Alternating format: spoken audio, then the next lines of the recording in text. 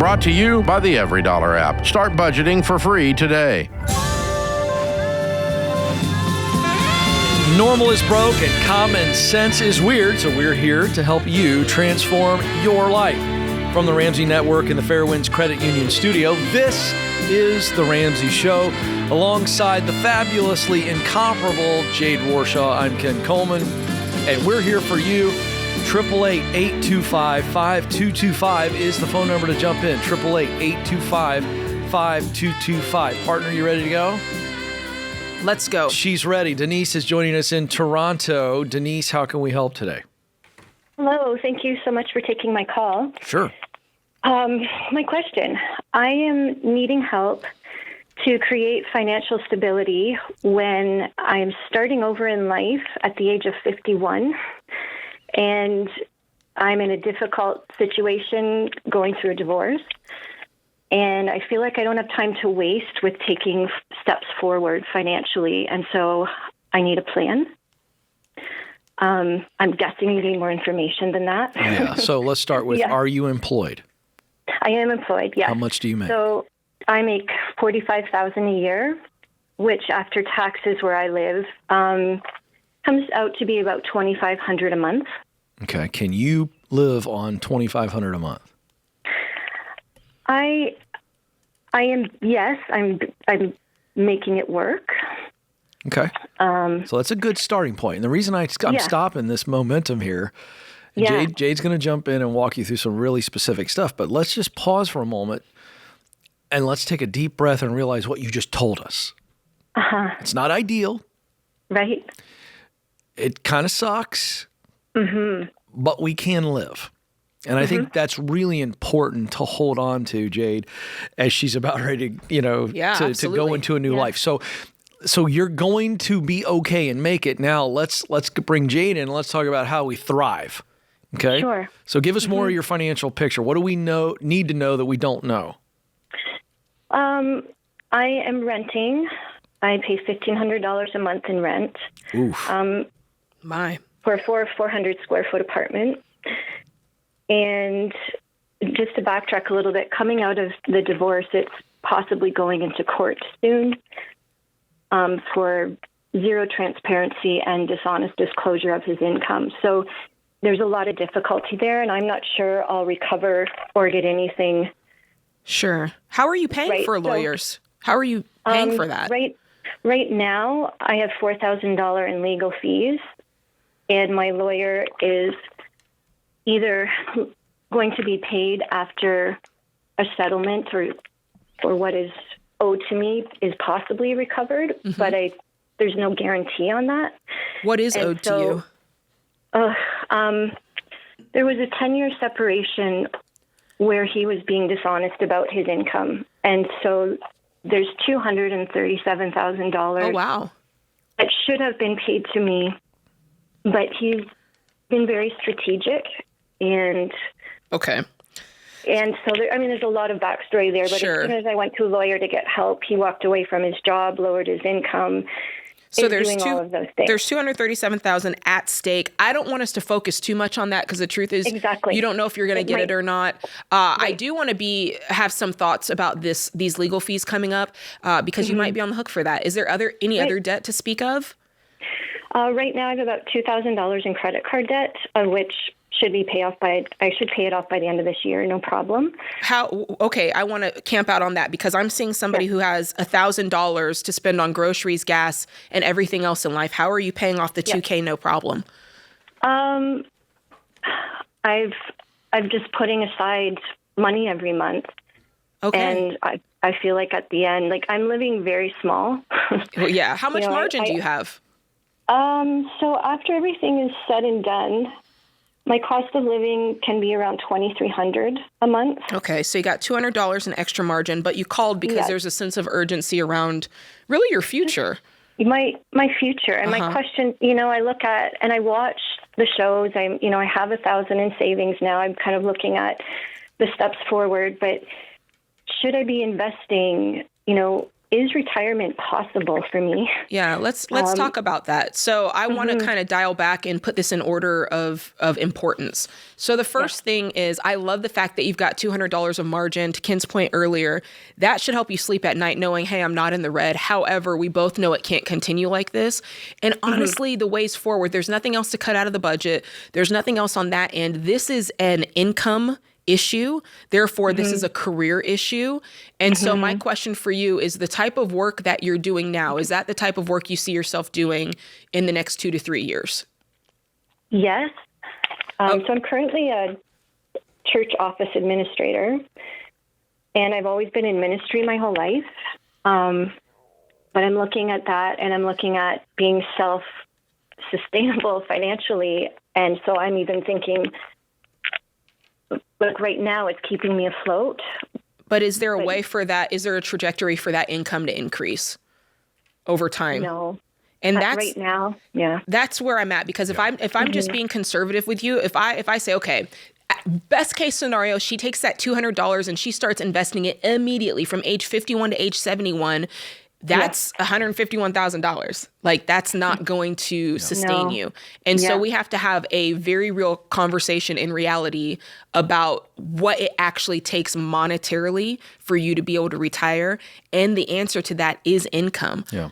How would you describe, Denise? I want you to take the ministry language out of it. You'll understand why I'm asking this in a moment. Sure. I want you to describe what you do. Right now, I work in administration, and so I'm running an entire church right now because we're without a pastor. Okay, so I do music, I do graphic design, the social media part of it, everything. Do you do operations? Now. Yeah. Okay. Here's why I asked you the question. I think this is an important exercise for you to describe what you do. Now, your situation is it's kind of a you're doing everything right now, so we need to extrapolate, kind of pull back from that a little bit and go, okay, if there was a pastor there and the adequate staff, what would you be doing? And here's why I think this is important. I know you love ministry. I know you've been in ministry, but right now ministry is not the best financial option for you. And if you could go get a job as an office manager or maybe a project manager, where we're making 55, 60. I mean, I don't know the Canadian workplace. I don't know the marketplace, but I know that I'm saying things that are adjacent. You have the skill set and the experience to do those things. True or false? True. Okay. True. Right now, the number one thing you need to do is you need to replace your job. And this is not, I love my church. There's no pastor. If I leave, the church is in trouble. That's not your problem. Right. There are two ships in this conversation that are taking on a lot of water. The church and you. And I'm not worried about the church. The church will be fine. I am worried about you. So I think Jade's absolutely right. We need to juice that income by $15,000, $20,000, $25,000. Yes. And now that gives me breathing room. I can pay off the lawyer debt. I can self-sustain and begin to move on. And then I can invest and work in the baby steps. So hang on the line. We're going to give you total money makeover. That's your plan. That is your plan going forward. And we're very sorry, by the way, that you're going through this. And understand, you're in a season of grief right now. And so getting through the grief is number one. And what will help you is more money.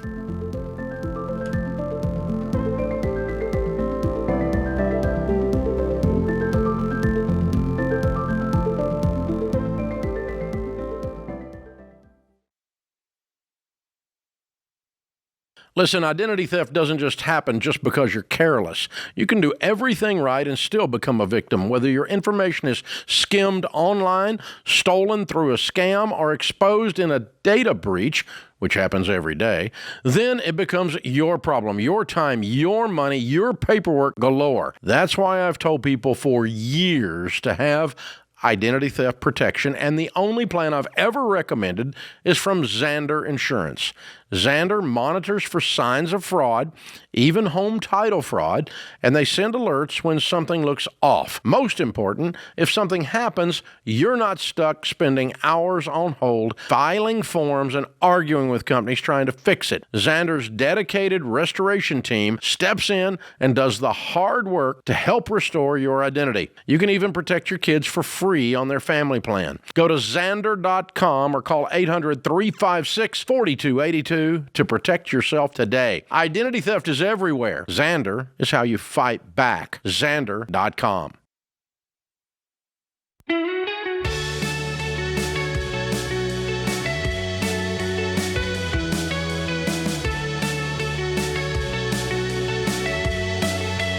Next, we go to Minneapolis, where Jennifer awaits. Jennifer, how can we help?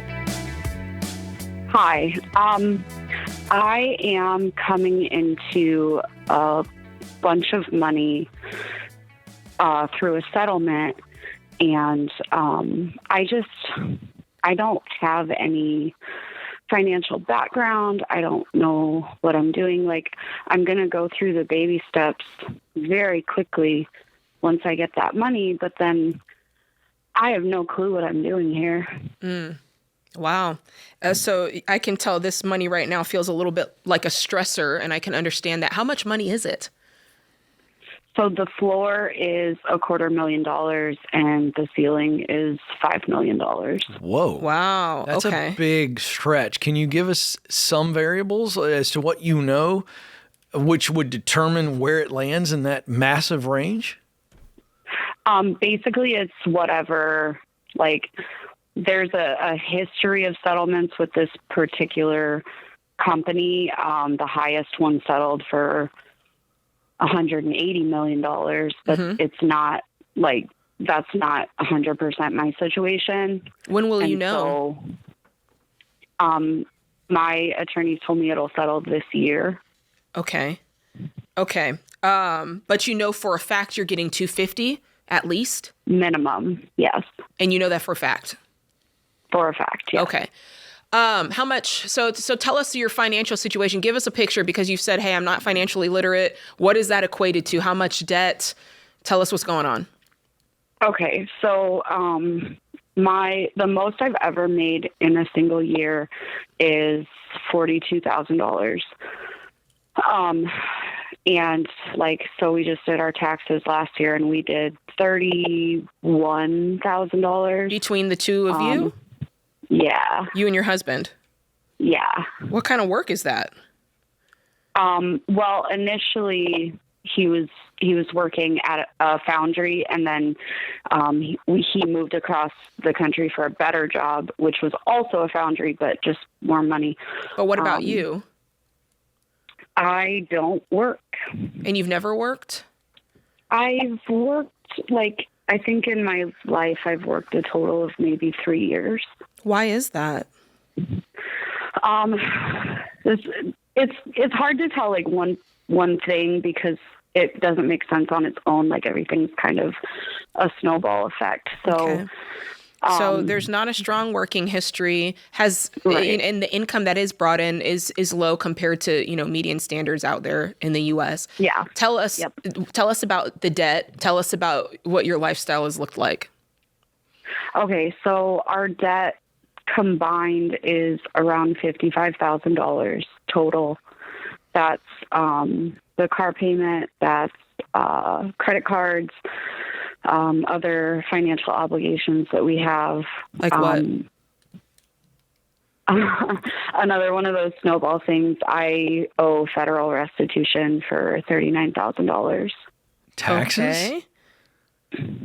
What's the plan? Yeah. That's okay. Everything stops. There's a screeching tire sound here. What is the plan on the $39,000? I'm assuming you're in some type of agreement or payment plan, yes? Yes. I have to submit, like, our financial situation once a year to the DOJ, and they review it and then tell me what I have to pay monthly. They put a hold on my payments for a year because we were not doing well. Okay. Okay, so you got a hard. You got. So at least we have something working there. Okay. Going back to your initial fears, the best thing for you is going to be to learn as much information as you can, and you called the right place to get that. My fear for you going forward, if you don't choose to change and learn more about, is debt. Okay, because it doesn't matter how much money you make, you can't out earn financial illiteracy, and you can't out earn stupid choices with money, right? And you can't, settlement out of it. None of that'll work. You'll blow through it. So. Right. The biggest thing that I want to get you connected with is, before we get off the phone, I'm going to send you some resources, and I want you to just full force go into them. I'm going to send you the Total Money Makeover. We're going to get you hooked up with Every Dollar, and inside of Every Dollar, there's a lot of teaching materials, but I want you to go old school, and I'm also going to give you Financial Peace University, because that's like the intensive version, and I want you to do that. Yeah. I watched Financial Peace University when I was 20. So that's why I was familiar with the baby steps and everything. Good. Then I want you to go back and refresh it, because even the best of us need to go back and get a refresher on that. So what's going to happen when this money comes in? Absolutely. You're going to take it and you're going to pay off the restitution. You're going to pay off the credit cards. You're going to pay off the car. But the precursor to the baby steps working is twofold. And these are the things that you've got to lock in. And if you don't lock them in, nothing I tell you is going to work. Okay? So here we go. Number one, you have got to decide today, I don't borrow money.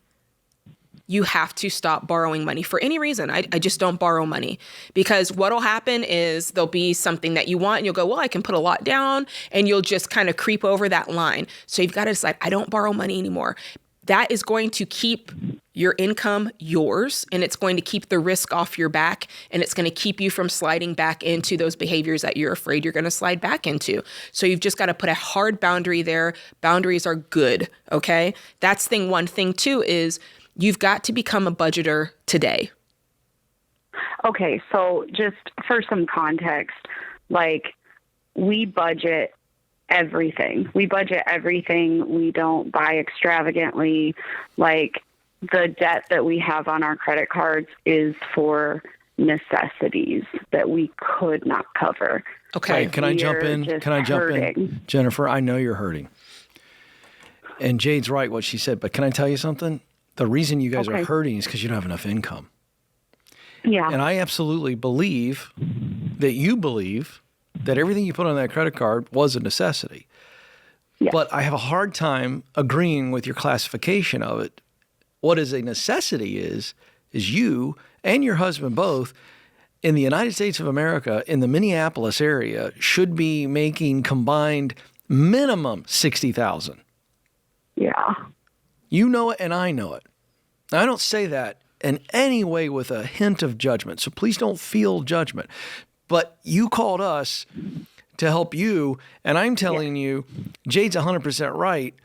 But when she told you the truth, your response was, well, we do budget. We just had all these things happen, and we had to go to a credit card. No, what you need to do is be making more income so that when things happen, we can cover it. Okay? Right. So the baby steps get us to that place.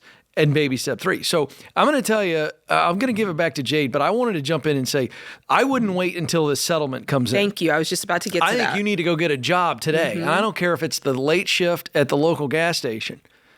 I don't care if it's stocking shelves at Walmart. I don't care if it has anything remotely close to dignity attached to it in your mind, because good hard work is dignified. I think you guys got to change your life and take some ownership of this situation and go, we're no longer going to get in a situation like that because we do know how to budget.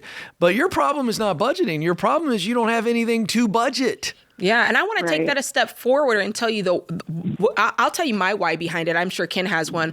I don't want you to think the only way you win is by coincidence. Yeah. Do you know what I'm saying? Right. I don't want you to think that the only way you get ahead is something happenstance takes place and thank goodness, right? I want you to have the confidence to know that you can get out there, to quote Dave Ramsey, you can kill something and drag it home. You can go out there and make it happen. And the way things are, life is kind of happening to you. Oh, he went here to do this foundry and he went here to do this foundry. And then the accident happened and then the this and that. No.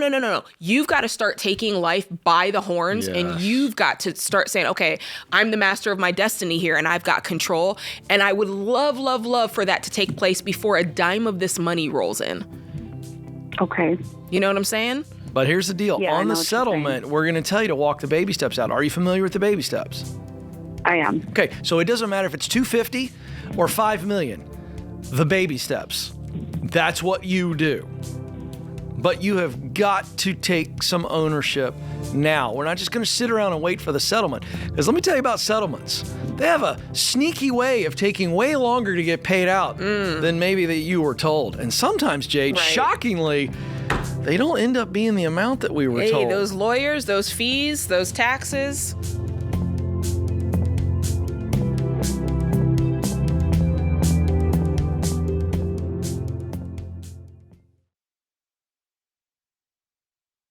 If you run a business, you already know this. Bad information leads to bad decisions.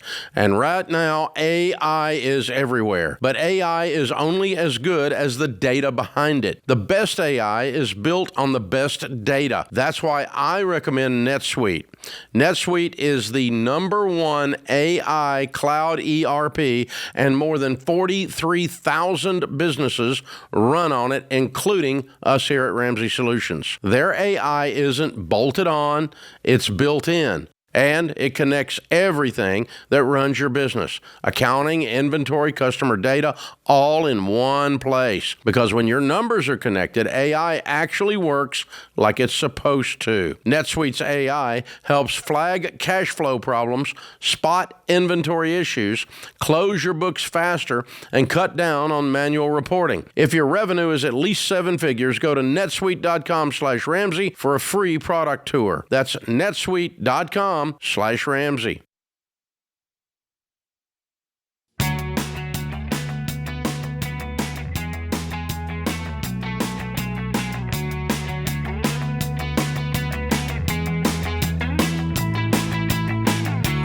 Hey, if you're buying or selling a home, you know it's a huge deal. And you also know that you're constantly being confronted with clickbait headlines and all kinds of data on social media, and you're going, what's really true? What should I do? What is the market really like? And so we always want to be on top of the latest trends to help you understand. And if we look at median home prices, they stayed steady last month, just under 440,000. The number of homes for sale hit 1 million for the third month in a row. And listen, there's a gluttony of homes out right now. And so buyers have more options and more negotiating power. You flip that means sellers, well, they're facing a much stiffer market and they may have to come off the price. To learn more about the housing market trends and if you want to get some free tools to help you buy or sell with confidence, you can always go to RamseySolutions.com/market. That's RamseySolutions.com/market. The link is in the show notes if you're on podcast or YouTube. Josh is up next in Phoenix. Josh, how can we help? Hey guys, can you hear me okay? Yes, loud and clear. Hey, thanks so much.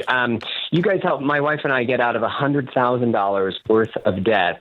We called last year. We were in baby step 2, and now we're on 5 and 6. Wow. So here I am. Thanks for calling back.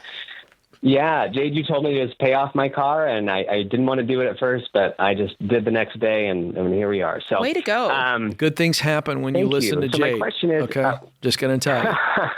Everybody listening to the show, you need to listen to Jade. Okay? All right, go ahead, Josh. Jade will do it, I'm telling you.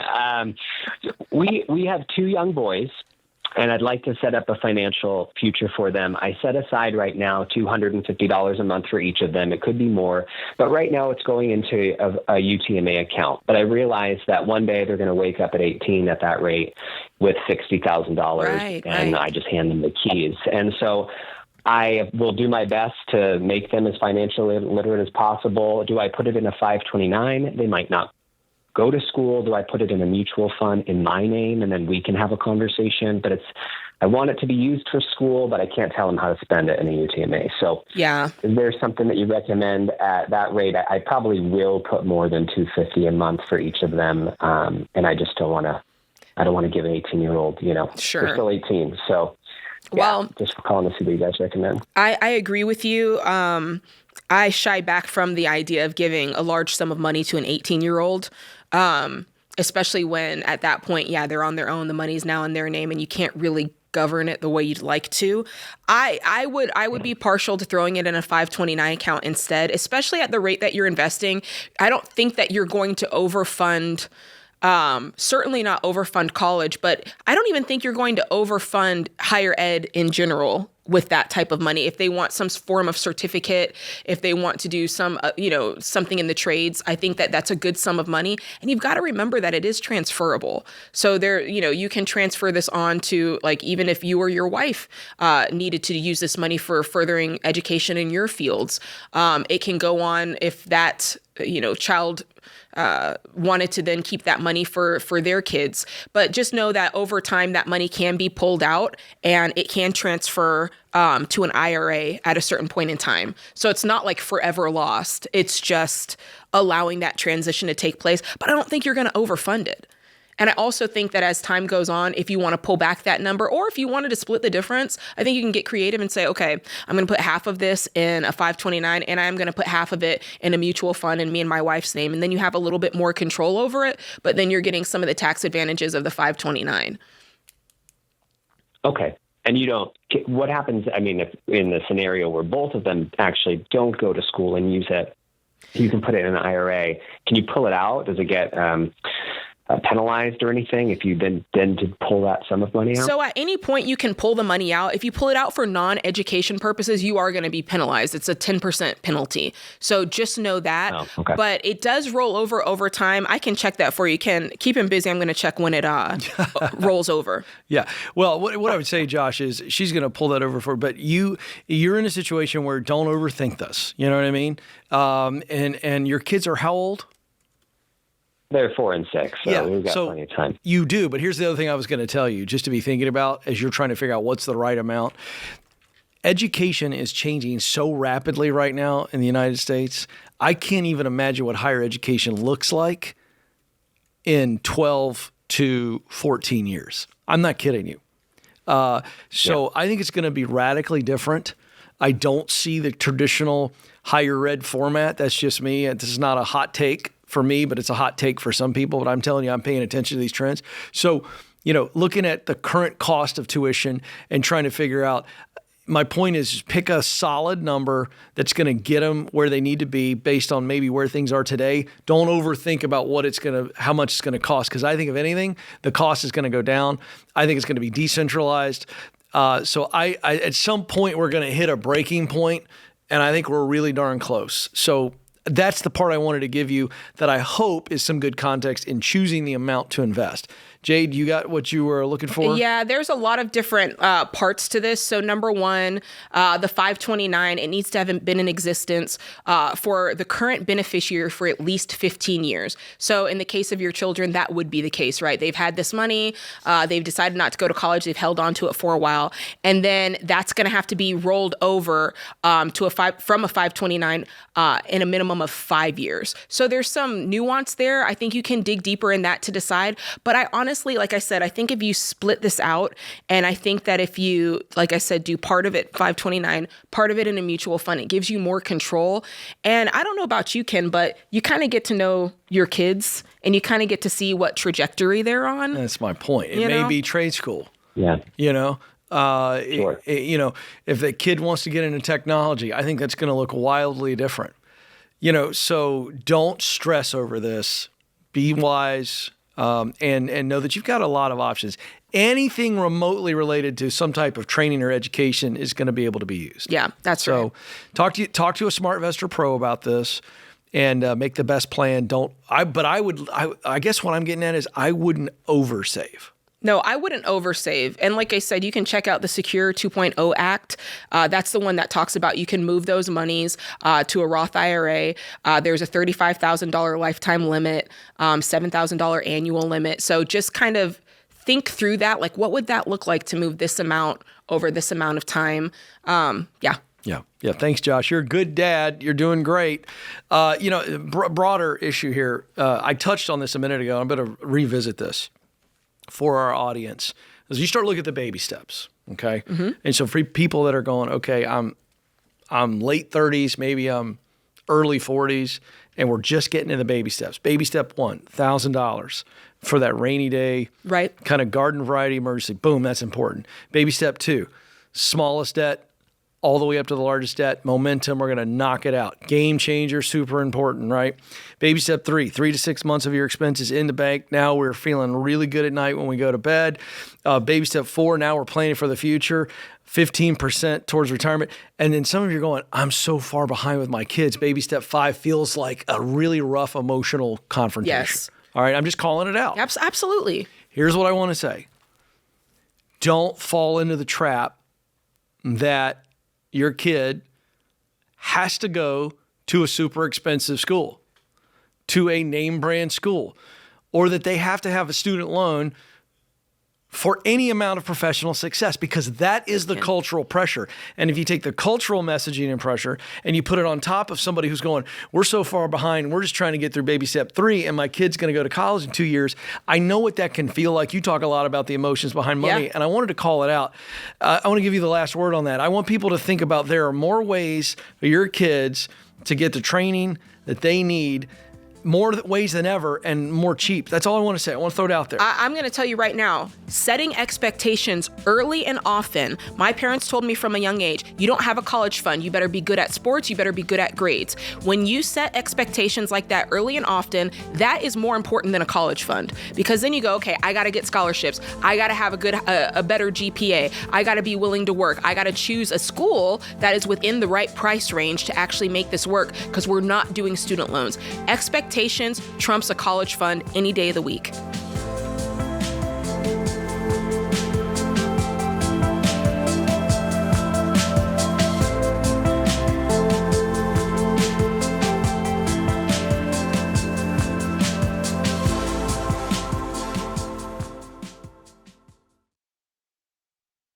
This show is sponsored by BetterHelp. Financial stress does not just damage our bank accounts. It can also take a toll on our relationships and on our mental and emotional health. Money fights are one of the leading sources of conflict for couples. I know this personally. My wife and I have struggled over the years with money conflicts over and over again. Therapy can help even with money. Therapy is not about giving you financial advice, but it can give you strategies to better communicate about money, help you build healthier ways of coping, and help you build a plan to move forward with your mental and emotional health and your money. I want you to consider talking to my friends at BetterHelp. BetterHelp is an online therapy platform that matches you with a licensed therapist based on your goals. BetterHelp therapists are fully licensed in the United States, and they work according to a strict code of conduct. You can message your therapist and schedule sessions right in the platform, and if the first therapist isn't the right fit, you can switch at any time for no extra cost. When life feels overwhelming, therapy can help. Visit BetterHelp.com/Ramsey to get 10% off your first month. That's BetterHelp, HELP.com/Ramsey.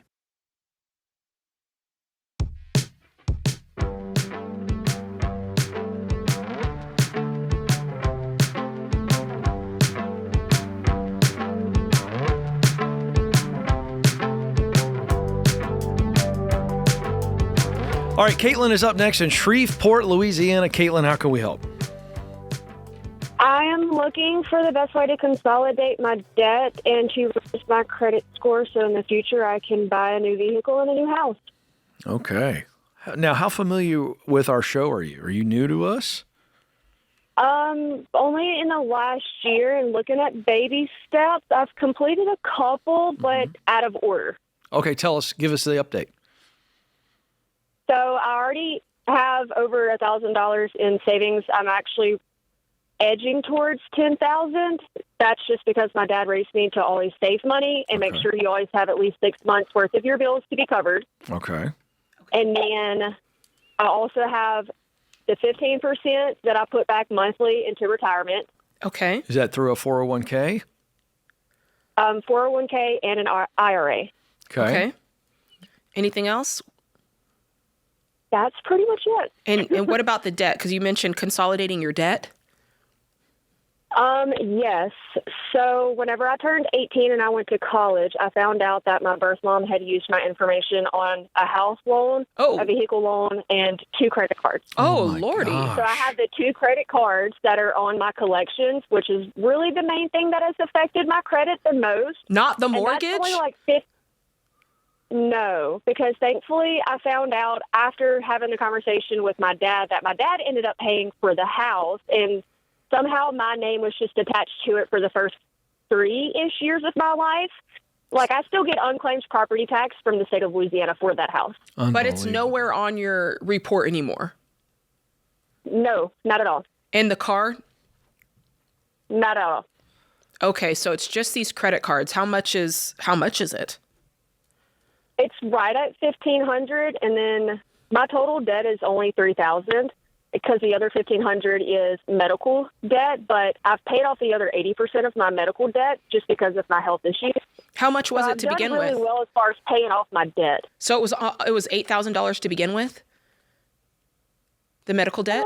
Closer to like 10 to 12. Here's what I don't understand. How is it that you're being held liable if it's been proven that your birth mother used your name to fraudulently take out credit card debt? That's what I don't understand either. Have you talked to the credit? Well, first of all, have you proven this? Yeah. Is there some type of legal judgment and ruling that it's been acknowledged by somebody in authority that your birth mother did this? No, I just got her to admit to it. Did you get it? And did you get it recorded? No. Okay. I really don't have much to do with her anymore. Sure. Well, gee whiz. I mean, my gosh, I totally understand. All I'm trying to do is to see if there's a way out for you not to have to pay a nickel of the $1,500, given that you didn't even. Well, and that's how I actually got the house and stuff like that off of my credit, which it still affected my credit from there. But I'm edging up to like 580 compared to the 330 that I started off with. Okay, so let's take a time out and talk about that for a minute, because I know that you're familiar with Ramsey, but I think there's a key point of this that you're missing, and I want to talk about that. So over here, we don't really care about credit scores. And the reason that we don't care about credit scores is because credit scores are just a measurement of how you handle and deal with debt. And since we are anti-debt, there's no use for a credit score. Because if you think about it, Caitlin, credit scores, they measure how much debt you have, how frequently you use your debt, what percentage of your debt you use, how long your debt's been around, what is the mix of debts that you have, right? It's just a measurement of debt. And so over here, the whole point is, hey, let's get rid of debt because the borrower is slave to the lender. Let's use our income and budget our income to live within our means and pay cash for the things that we want out of life. And so when that happens and you begin to pay off your debts, when you pay off this $1,500 medical debt, when you pay off this $1,500 credit card or get it expunged, then what's going to happen? And if you decide, hey, I'm just not going to borrow money, your credit score is going to disappear. It takes about 6 to 12 months for a credit score to completely disappear. If you look it up, it'll either be 0 or it'll be indeterminable. That's what takes place. And when that happens, it's not a bad thing. It's actually a very positive thing. But most people will come back and say, well, wait a second. What does that mean, Ken, if I want to get an apartment? What does that mean, Ken, if I want to, buy a mortgage? And so we're here all the time to explain to people it's actually a wonderful thing when you don't have a credit score, because an indeterminable credit score is just as good as a high credit score. It means the same thing. So if you go out to buy a house, the only thing that's different is the method in which they approve you for the mortgage. Instead of doing normal underwriting, they would do what's called manual underwriting. That's the only difference. And so that's the number one thing that I want you to take away from this conversation is you don't have to spend your time, effort, and energy chasing a credit score, because all that's going to do is land you in more debt. And I can tell you've got a good head on your shoulders. Your dad taught you how to be a saver. I can tell you're not a person who goes out and takes out a lot of debt. Your mom screwed you over royally. That's messed up. But I think you have a good head on your shoulders, and I think you understand this. And yeah, I agree. It's just the only thing from where I'm from, obviously, is like everybody's always preached, like you can't do anything without a credit score. They're wrong. You can't do anything without a credit score. Yeah, but what if like you were hanging out in a crowd that said it's like everybody around you said it's totally okay to eat Tide Pods? Would you do it? No. You see my point? Absolutely not. I know it's an extreme example, but you can't say, well, everybody around me. Now, here's the deal. We understand that. And that's why Jade just walked you through very meticulously why we don't think a credit score matters. So now you have to go, okay. And I understand your reaction. You were kind of like, okay, that's all well and good, but everyone in my life's going to go, you need to do that. So let's talk about the next step, Jade, which is how she saves up for a car. I do want to do that, but I want to take that a step further because I want you to go home and chew on this. The reason that you're like, all my friends are eating the Tide Pods. The reason is because that's what's being advertised, because there's money on the other side of that. Think about that. It makes sense. Companies want you to take out debt. Therefore, it is in their best interest to create a score around that, something that consumers want, something that feels gamified, right? There's no money on the other side of a zero credit score. There is no financial institution that benefits from you having a zero credit score. Think about that. Therefore, there's not going to be any commercials about it, boo. It's not going to be out there. But it doesn't mean it's not real.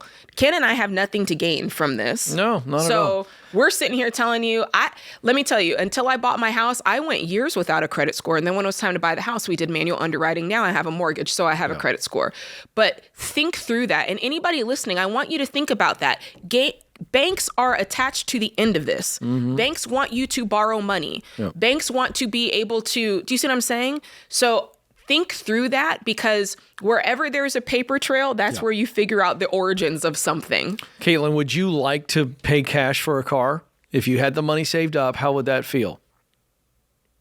Amazing. Because that's actually the way that I was always raised. Because my dad never even had a credit score up until I was over the age of 20, and I'm now 27. Right. So this is possible. So now the question becomes not how do I get my credit score in a place where I can buy a car? Well, if you're not going to finance the car, the credit score doesn't matter. The car I'm driving right now, I bought it from a local dealer. Cash money. And I walked in literally with cash. And guess what they never asked me for? Thing that my dad did with my car. They never said to me, well, Mr. Coleman, what is your credit score? Because the minute I said I'm paying cash and I have it in a little briefcase here and I got an envelope and I'm literally, what I'm offering you with this car is this amount of money. The guy, first of all, was stunned. And it took him a second to make sure you heard me correctly. And then he went, all right, sir. Yes. There was no credit score conversation. It's fast. So, Caitlin, we're trying to reset your true north. Yeah, you know what I'm thinking? It's like we're pulling you out of the matrix. You know? Yes. The matrix says I got to plug into debt to be able to live. We're saying you don't. And so, what do you want? A $12,000 car? $14,000 car? Would an $8,000 car do what it needs to do for you right now? Boom, we set a target, we save up the money, and we go do it. Same thing with a house. What's the right down payment? And by the way, when you do that, you're setting yourself up to be wealthy for life. Think about it. What would it mean if you invested that car payment?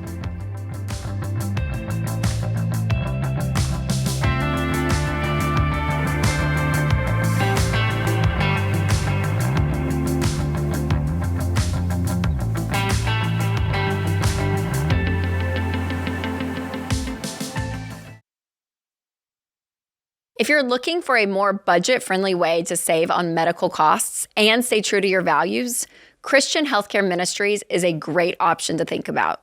CHM is not health insurance. It's a health cost-sharing ministry, a biblical, community-based way for Christians to share each other's medical bills. That means no enrollment deadlines, and you can choose any doctor or hospital you want. That kind of freedom is big, especially if you're self-employed, between jobs, or you just need something that fits your budget better. CHM has been around for decades, faithfully serving the Christian community.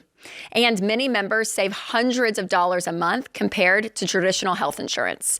And that margin gives you breathing room when you're working the baby steps and trying to steward your money well. And right now, CHM is offering new members a 50% credit towards their first month of membership. Get started at chministries.org/budget and use promo code Ramsey. That's chministries.org/budget and promo code Ramsey.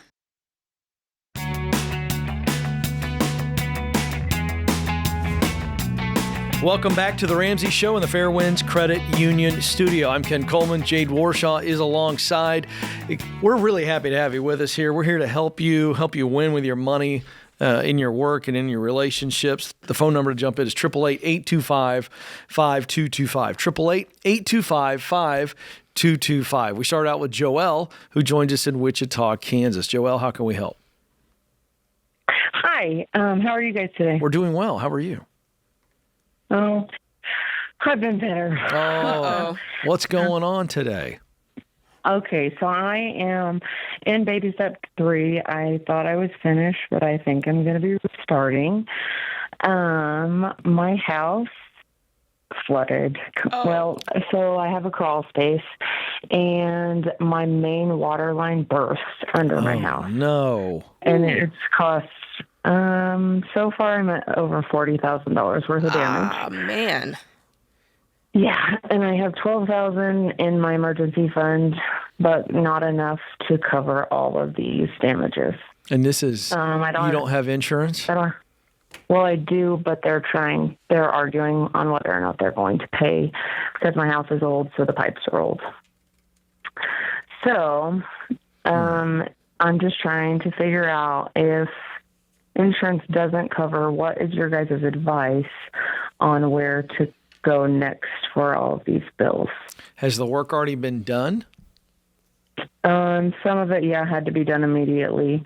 The plumbing had to be done. The restoration company had to come and start getting the water out, the humidity out, dry it out, to try to get, to prevent it from ruining the subfloor and the beams and all of that good stuff. What has the specific communication been with your homeowner's insurance on this? I mean, I'm sure someone's giving you the runaround on the phone, but have they been able to cite to you some type of specific line in the homeowner's policy that says they don't have to pay? I'm wondering if they're just trying to bully you and manipulate you versus have they proven to you that they don't have to pay? Well, so the most recent communication has been that they don't want to talk with me anymore. They want to talk to the plumber. And so I let him know, and he was going to do his best, but the pipes are old. So, and I haven't, my house is almost 100 years old. So yeah, they're going to want to know if this was a problem that has been escalating over time that has never been dealt with, or if it really was a sudden kind of like catastrophic event, whether this was a slow leak over time. Yeah, and I went to like my local, where I pay my water bill, our local city place, and it definitely was a catastrophic event. So I am going to fight it. Yeah. But while I'm fighting it, if I have, like, when these bills come up, because I had the HVAC issues, the estimate for the issues is $30,000. Because the return air vent is under my house and it was full of water. The HVAC system outside was full of water, and stuff is now short-circuiting, and everything is still wet in there. It's just been a mess. Read it back to me. And I have another guy. So the actual water damage from in the interior, like once they dry it out, obviously there's cosmetic things that you're going to want to fix, like flooring and walls and all that stuff, drywall. But then there's the actual technical damage to the HVAC. That's $30,000. How much is to fix the inside of the house minus the HVAC? Nothing. There's no damage in the house. Oh. It's all under. So and nothing touched your living space? No, well, that's because good. I caught it fast enough. Good for you. Yeah. Okay. I don't know what Jade's going to say about this, but I come at this, so I'm going to go what I think is probably extreme, and go ahead. I want your take. Joelle, if I'm in your shoes, I'm getting an affidavit, a statement from the local water company where they say this was a catastrophic event. I'm getting that like instantly. I am calling the plumber and all these other people saying, I need you guys to go on the record here as to how you see this thing going down and what was going on. And I appreciate the fact that the insurance company wants to talk to your plumber, and I think that's great. But you never lose sight of it. In fact, when the plumber calls, the plumber has you on the line. Yeah. Okay. Because I want that insurance company to know that Joelle is not going into the night quietly. Because Joelle's been paying her premiums on time. Because you said she had to be insured. And now when she has an actual catastrophic event, you jerks are trying to manipulate her. So they need to know that Joelle's not going quietly. And they need to know that that you would be happy to go to counsel and get counsel.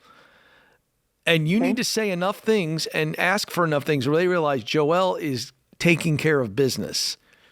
What provision? Show me the line in my policy that you are citing when you're questioning whether or not you guys are supposed to pay for this after I pay my deductible.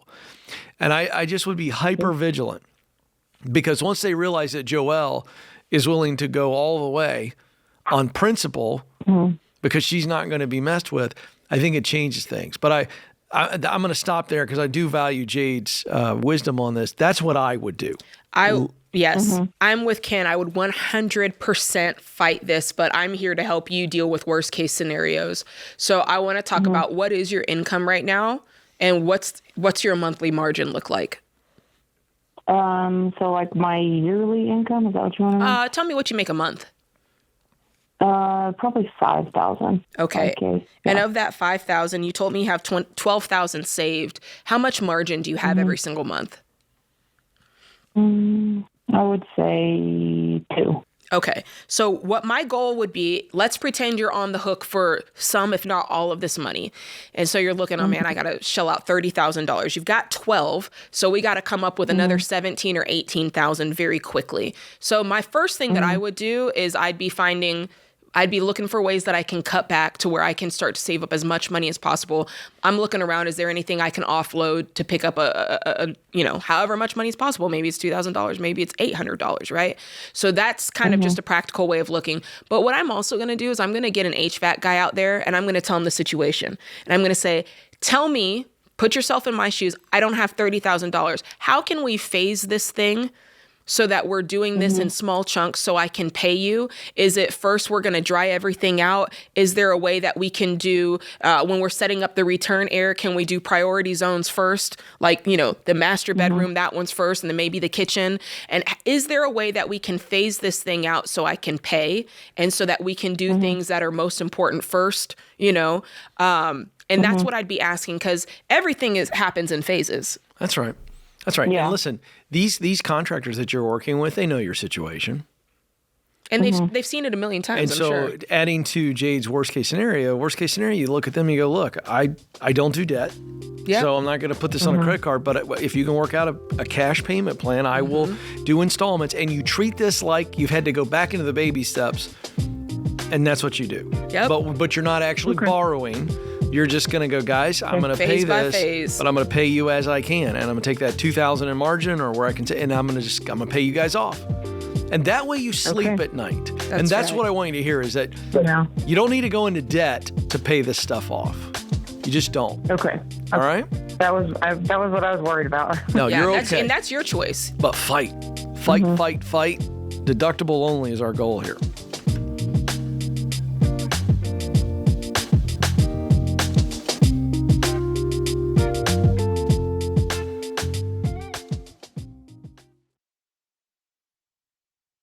When you've worked hard to buy a car the right way, you paid cash with no payments hanging over your head, the last thing you want is to worry about it every time you drive it. That's why we trust Christian Brothers Automotive as the official auto repair partner of The Ramsey Show. See, most people don't stress about their car because it's older. They stress about it because they don't know what's happening under the hood or trust the people that are working on it. But Christian Brothers Automotive uses digital vehicle inspections. You can actually see what your technician sees and know what's urgent and what can wait. Plus, Christian Brothers stands behind their work with their nice difference warranty, 3 years or 36,000 miles, whichever benefits you more. So if you want real peace of mind with the car you worked hard to own, go to cbac.com/Ramsey. Use the promo code Ramsey and you'll save 10% off your visit, up to $250. cbac.com/Ramsey. See store for details.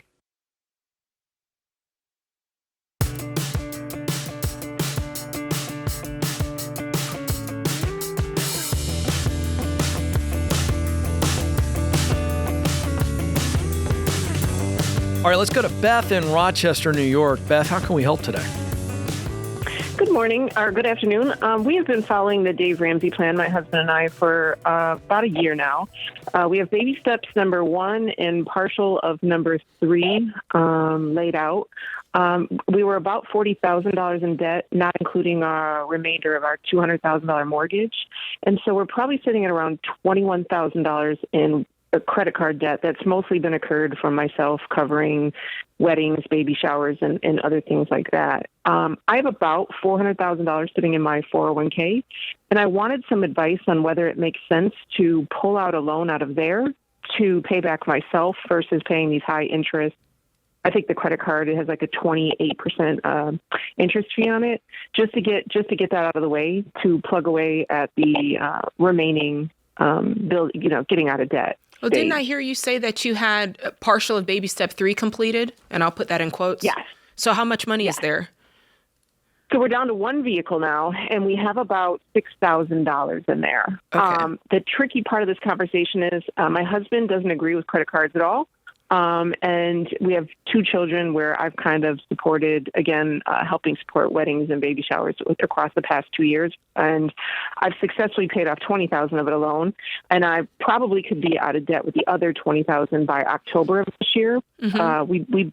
We roughly make about $230 a year combined, but he's not willing to contribute to the debt because he didn't create that portion. Why doesn't he like credit cards? Why is he against them? For the situation we're in now of, it's an easy fix to pay for something that you don't think, to pay something up front and then not worry about how to pay for it later. Sure. Okay. There's many ways that this can be attacked, and there's many things that I'm hearing going on. I think that I'm going to start with the 401k, and I'm going to work my way backwards. So I would not borrow this money from the 401k.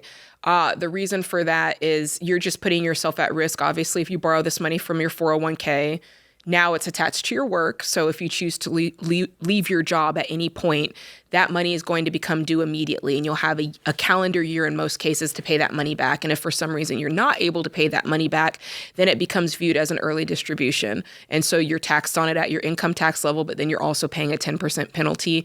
And it's just not worth it to unplug your retirement for this purpose. So that is the reason why that's off the table. So let's check that off the list.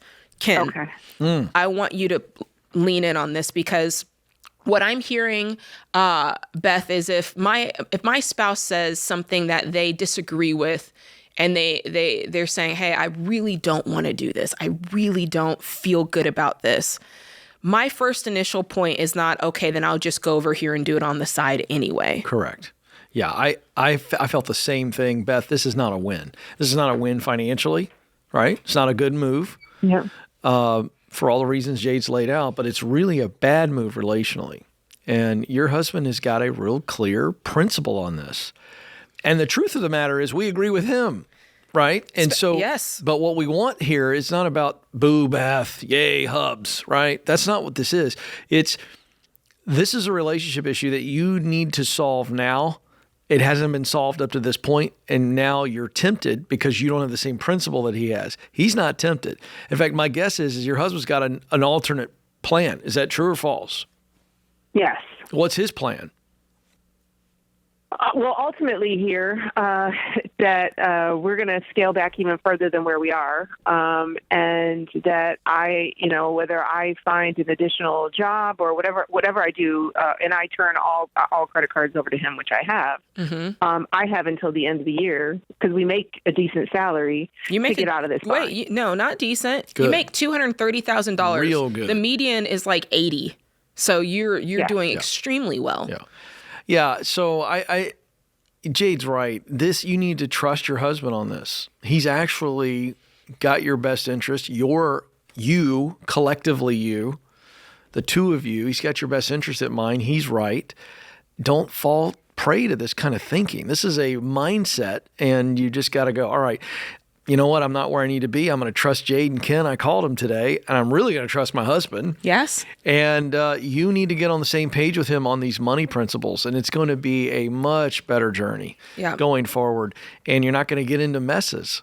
So as simple as I can say it, just run his plan out. You guys can solve this. You got the income to be able to solve this. You don't need to take out a 401k loan. You don't need credit cards. You just don't.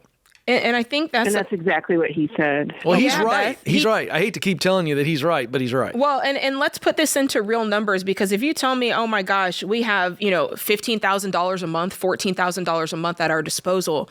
Now my next question comes, okay, what's happening to that money? Because that is, most people, I can guarantee you this, and I'll try to shut it down, but the folks in the comments right now are like, what's going on? So if true. I made that much money, Now, I'm not saying listen to the haters, because that's all they're doing is sipping haterade. But what I am saying is that is a reasonable amount of money to work with that, don't get me wrong, nobody should be using credit cards, but especially you shouldn't be using credit cards because you've got this wonderful income. So what I'd be wanting to do is sit down, and if you guys don't have a budget, my bet is the husband has a spreadsheet somewhere. Oh, he does. Actually, I have it. You I have it? which is the oddest part. Yes. So you might just want to look through it, Beth, and there's probably some things that can be tightened up. There might be some slush fund that needs to be given a clearer definition of what really are we using this money for, because $21,000 of credit card debt, it's a lot. But I just think in the grand scheme of your income, those weddings, those baby showers, those one-off things that you were talking about, there's absolutely no reason that should not be a line item in the budget. Your firstborn's baby shower, put it on the budget. What are you going to spend? $300. Yeah. We're funding this or we're funding that. I think Jade's onto something, Beth. If I could pry a little bit longer here. What, with the income that you have and your husband's aversion to credit card debt, what is the thing that you're afraid of that is making you use the credit card for these purchases as opposed to cash flowing? I think transparency, right? Letting him know how much I'm actually providing to our grown children Got it. is probably one of the biggest things. Because he's a bit of a tightwad. Yes. Yeah, okay. It's like he doesn't believe in vacations. He's content if, we don't eat out. Again, we make this income, we're sharing one vehicle. Understood. And these are things where he's comfortable with because he wants to, And you're saying, why do we have to be so tight? Yes. Got it. But with our income and in the career I have in sales, all my coworkers are traveling the world. Yes. And I'm like, well, and I think you're right. On that front, I think you're right. I think both of you, there's a give and take here, Ken. So if I'm understanding you, Beth, thank you for being so honest, because you're an awesome person. Is this a bit of like a rebel kind of I'm going to be a rebel and show you. I'm going to put on a credit card so that you can get a dose of reality, Sparky? Well, since we're being transparent, I'm the primary breadwinner, so 140 of that is my income. Yeah. So part of me feels like I work really hard. I should have a say with what I'm doing with this money. But then I invest. His job is a little bit different, so he was late to the game with a 401k. And I've been investing in mine since I'll be 49. This is a classic nerd spender behavior. Yeah, but this is actually a little bit more than this. You're so tired of him squeaking around the house because he's so tight. You're just like, this is a little bit of a middle finger, isn't it? Mm-hmm. It kind of is. So I know it is. I just wanted you to say it. You're like, you can't stop me. I'm going to do what I want to do. And Beth, you are such an awesome sport, and I hope you feel that there's no judgment coming from me. But I'm glad you. No. I don't want to say that to him, right? But you said it to me, which is great. I'm like, oh, here we are in debt. But this is like a therapy session. You said it to me, no judgment coming from me or Jay. But I wanted you to admit it is the middle finger because I think you're going to have to resolve that. You got to go, okay, that shouldn't be my response. We agree. He needs to loosen up. Yes, he does. Time. He does. But you can solve this. You don't need the debt. You don't need the middle finger part of it either. You guys, though, need to get... no 401k loan. No 401k loan. You're going to hate yourself for that. Don't Trust me. What you need to do is have a candlelight dinner with Squeaky, and let's get on the same page finally in our marriage. And let's tell each other how we really feel. All right? You're awesome. Thank you so much. I appreciate your advice. Yeah, Beth, you're great.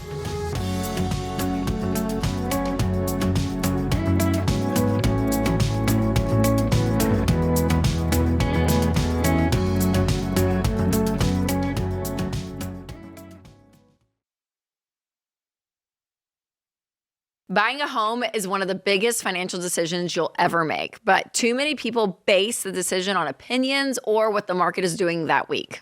Churchill Mortgage has been our trusted partner for over 30 years because they do things the Ramsey way. A lot of people think buying a home starts with going to a bunch of open houses. But if you're buying a home the right way, you start with a budget and a trusted guide like Churchill before you even think about house shopping. Churchill will show you the real numbers, not what a bank will approve. Buying before being ready is how people end up house poor and stressed out. Churchill will tell you the truth, and they won't push you into more house than you need. And once you understand what you can actually afford, you can move forward with clarity and confidence. So if you're ready to buy a home, choose the right guide and stick to a plan. Go to churchillmortgage.com and get started. That's churchillmortgage.com. This is a paid advertisement. NMLS ID 1591. NMLSConsumerAccess.org. Equal housing lender.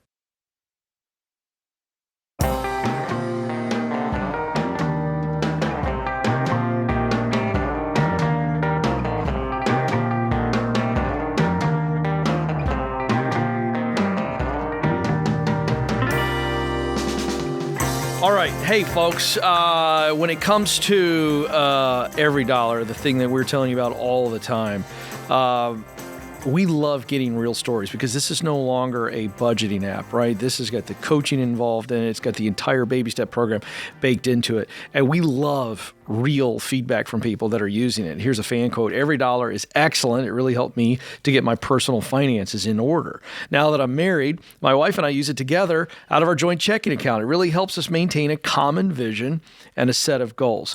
And Jade, we love that. That's because great. These are real people giving us feedback on how they're actually using it. And we'd love for you to kick the tires, and you can do that for free today in the App Store or Google Play. And again, it is the entire Ramsey plan, the baby steps. Even for those of you who've just barely heard that phrase, you maybe listened for or watching for just a small amount of time, it is the plan. And it's baked in there, and you've got the coaching access too, not just the budget functionality. Jade, I know you're the queen of Every Dollar. Anything you want to add to that? I when you say kick the tires, that was the best thing you could have said. Give it a try. Give it a try. Nothing to be lost. Let's go to Hope now in Washington, D.C. Hope, how can we help? Hi. Thanks, guys, so much for having me on your show. Sure. What's going on today? So I just want to get your guys' opinion on what to do. I'm a stay-at-home mom. I'm just like at a little bit of a loss for path to home ownership. So I'm like, do I need to go back to work? I mean, do I don't know, compromise on the 15 years? Your loan, do a 30. I mean, what in the world do I do? Our rent right now is 43% of our income. We have no debt. I mean, one stays at 4. We're doing pretty solid. We've got the good emergency fund. Everything's solid there. We're not like necessarily like paycheck to paycheck. I mean, we do have $250 a month we put towards our savings, but every time I run the calculator, I'm like, this is going to take 15 years to be in a house. Yeah. What's the income? Sorry, Ken. That's what I was asking. Go ahead. Yeah. So my husband makes 90. He's hoping to make 120, 130 in the next, few months or so. But right now he's at 90. What would have to happen for him to jump up to 120, 130? Get a different job. Is he looking? He's working on, yeah. Okay. Have you started running the numbers on what the new take home would be if he were to get to that range? Yeah. And this is the scary part. This is why I'm like, oh my gosh, I got to talk to you guys. So I ran this through ChatGPT. I know that's not the right way to do this, but the median house in our area for starter home is $550,000. That's insane. Yeah. And just ChatGPT, I was use Dave Ramsey, do the reverse math, tell me what we need, and basically it was came back with we need to make at least $250,000 to be in that under 25% of our income ratio, right, at a 15-year mortgage, and I just 20% down, and I'm like, oh my gosh, it's going to take forever. I get it. So what we need to do is reframe, right? Okay. So the question becomes, what is realistic as it relates to drive time? And I don't know if you're actually in D.C. or you're Northern Virginia or Maryland, but I'm a Virginian, and I can tell you, Northern Virginia is in order to go to hell, you have to go through Northern Virginia, on the interstate, So, but I think you start there. What is realistic? Can we change the area that where we live, or would that just make life even worse? I mean, it's a good question, and I mean we've really talked about it. The problem is not the problem. I guess the blessing here is that we have a really, really, really great church community. I mean, this is like I've never had such a great community, and so it would be so. Okay, I get it. So I'm going to rapid response to you because Jade's going to get involved here, but I'm going to do some rapid response to see where we are. Okay, because then that frames the plan. All right. I bet you there's something that's a little bit smaller than you would ideally like to have that is less than $500,000, but would still be a house or some type of thing we own. True or false? Yeah, absolutely. What's that number? What are those? What's the range? Are we now 350? Well, yeah, I mean, so 350 is what I was trying to do, but I'm not kidding. I told that to my realtor. I said we wanted to follow the Dave Ramsey plan. I was like, we want to find a 350 house. Did you say house, or did you say we'd be willing to do a townhouse or even a larger a larger condo? Yeah, I said a larger condo would be good. But, with the HOAs and everything, our realtor literally laughed at us and then fired us. Okay, but hold on a second. I appreciate the response, but I mean, you can go on these real estate sites yourself and look for stuff. Absolutely. So my point is we've got to see what is possible. And right now, a $500,000 house is going to take a while for you. That's the real. Yeah. Okay, but so now we need to adjust. Okay, so now it's not like, I'd love to climb this mountain over here. Let's say I came home and I told my wife, Stacy, I've got bitten by the mountain climbing bug. First of all, she would take me to the doctor. Never happen. That's never going to happen. But let's say it did for a moment, okay? And she goes, okay, what are we talking about? And I said, Mount Everest. That's the one I'm going for first. And she goes, okay, I need to know more. And I went down the rabbit hole of what it would take to climb Mount Everest. And I would find out that it would be the emotional equivalent of what you felt when you looked at a $500,000 house. I'm just keeping it real for people out there. Yep. All right. At which point, wouldn't you tell me, Hope, maybe I should start with, maybe you go to Hawaii and hike Diamondback. You quietly burst their bubble. Right, but wouldn't you say to me, Hope, Ken, you should probably change your expectations? Because Mount Everest is probably a ways down the road, but you could still get the same feeling and the same accomplishment and all the other things, but maybe we should work up to that. Would you say that to me, Hope, if you were talking to me? Probably. All right, so I think that's what I'm trying to get at here. What we got to do is we got to crawl before we walk. And so we hate rent, but, husband's going to increase income. And I heard you say this at the start of the call. Yes, you should go to work. Agree. Because if you can bring in 50, 60, and I'm making that up out of thin air, but that changes the game. Now, all of a sudden. So here's the trade-off, right, is that we don't have family in the area. So there's no one that can watch our son. So we'd have to go I'd have to trade off to go do daycare. Not true. Can I give you a solution? Yeah. You have an awesome church community. That's what you said. Yeah. I'll bet you in a short amount of time with that awesome church community, we could find a grandmother who's bored out of her skull and she wants to get away from her husband for 6-7 hours a day, and she would love to watch your son and do a little bit of laundry, maybe even some meal prep. And just before you think I'm crazy, Hope, this is what we did when Stacy was working full time and we had 3 kids. Yeah. We found the sweetest, nicest lady who was still healthy and active, and she loved helping us out until Stacy and I got home. She helped with the homework. She did some light laundry. And she was thrilled. And yes, and she was a fraction of the cost of daycare. How old are your kids and how many are there? Just the one. I just have the one, and he's 8 months, and then I want to have, lots of kids, and I'm hoping to homeschool at some point. I love Ken's idea because here's the thing. Even if you weren't looking to buy today, if you just called and said, hey, my rent's 43% of my income, I'd go, oh, you got to go back to work. Yeah. Because it's going to make it impossible, to your point, with the $250 margin per month, it's going to make it hard to really do anything long term that you want to save up for that's going to cost any amount of money, right? Now, let's look at it like just pragmatically here. You said you're in baby step 4. You guys are investing right now? Yeah. Okay, if you're investing 15%, that's got to be close to $1,100 a month that you're putting aside. Am I right or wrong?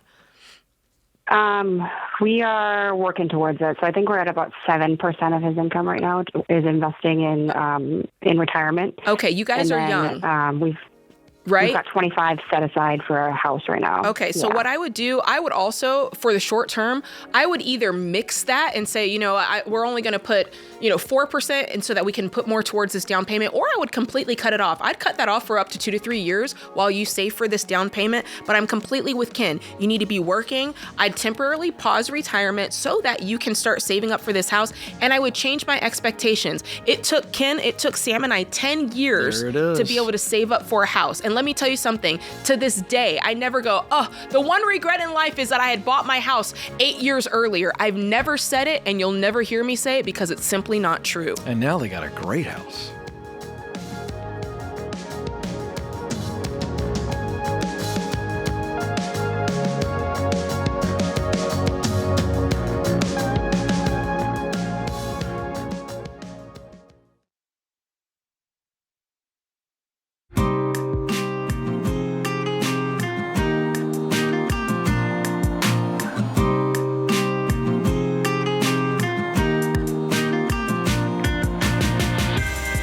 Our Ramsey Show question of the day is brought to you by Y Refi. Defaulted private student loans can leave you feeling stuck and overwhelmed, but Y Refi helps you explore refinancing options with a low fixed rate and a payment based on what you can actually afford. Visit yrefi.com/Ramsey. That's YREFY.com/Ramsey. It may not be available in all states. Okay, today's question comes from Vanessa in North Carolina. She says, hey, am I wrong for not helping my sister and her family financially? She's a stay-at-home mom with 4 kids and a husband that works whenever he feels like it, which isn't often. Boy. They blow what little money they get as soon as it hits their bank account. I own a home, I have a paid off car, and I have money saved in retirement. I've already shelled out over $5,000 to help them. Their most recent need is $1,000 to pay their electric bill because they are behind on paying it. Is it okay to say no? Now, Ken, we just came from Denver, Colorado, where we had an amazing Ramsey Show live event. And in the event, you have a wonderful bit that you do where you bust out the powdered wig. I do. And Kelly, you should see that wig. We've done it. It's the giant wig. Think of the colonial judge or the British judge. Just want to paint a picture for people. He's got the gavel. I got a gavel. And the base for the gavel. And I rule, and then I hand it to you and whoever else was with me that day. So if you're driving, if you're on a walk, if you're in the kitchen, and this is on YouTube, if you got it in your AirPods, I want you to imagine Ken Coleman in his beautiful shoulder-length powdered George Washington wig. It is beautiful. And Ken. What would I say? I'm going to ask you, is it okay for her to say no to her sister? Yes, it is okay. Not only is it okay, it is what you should do. Absolutely. This problem is not yours, number one. Number two, this is not a problem that you or anyone else can solve. So number three, then you need to just move on. And it's the popular refrain from maybe the most popular Disney movie of all time, Let It Go. Let it go. There it is, folks. Absolutely. And here's the thing. You've already shelled out $5,000, so they think that this is a dispensary that they can keep going back to for more. And that was your bad. Yeah. And it's okay for you to right that wrong and go over to them and say, you know what? I understand why you're coming to me for this money. I've given you money in the past. That was actually my mistake. And I've decided that I'm not able to contribute any more. And that's that. Yeah. Best of luck to you. Yeah, it's tough. And we say that, and I think a lot of people listening, watching today, that Cold-hearted. maybe feel that we're just kind of, well, it's easy for you guys to say. Yeah, it's very easy for us to say because we have taken so many calls on the other side of this where this has gone on and on and everything here is a choice. On. Yeah. And this creates, by the way, so you think if you don't help out sis, that it's going to ruin the relationship. And what I'm telling you is, if you keep helping out sis, it will ruin the relationship. So the relationship is going to be ruined one way or the other. So let's go ahead and save ourselves a little bit of money. Now, if you really want to be cold-hearted, that's about as cold-hearted as it gets.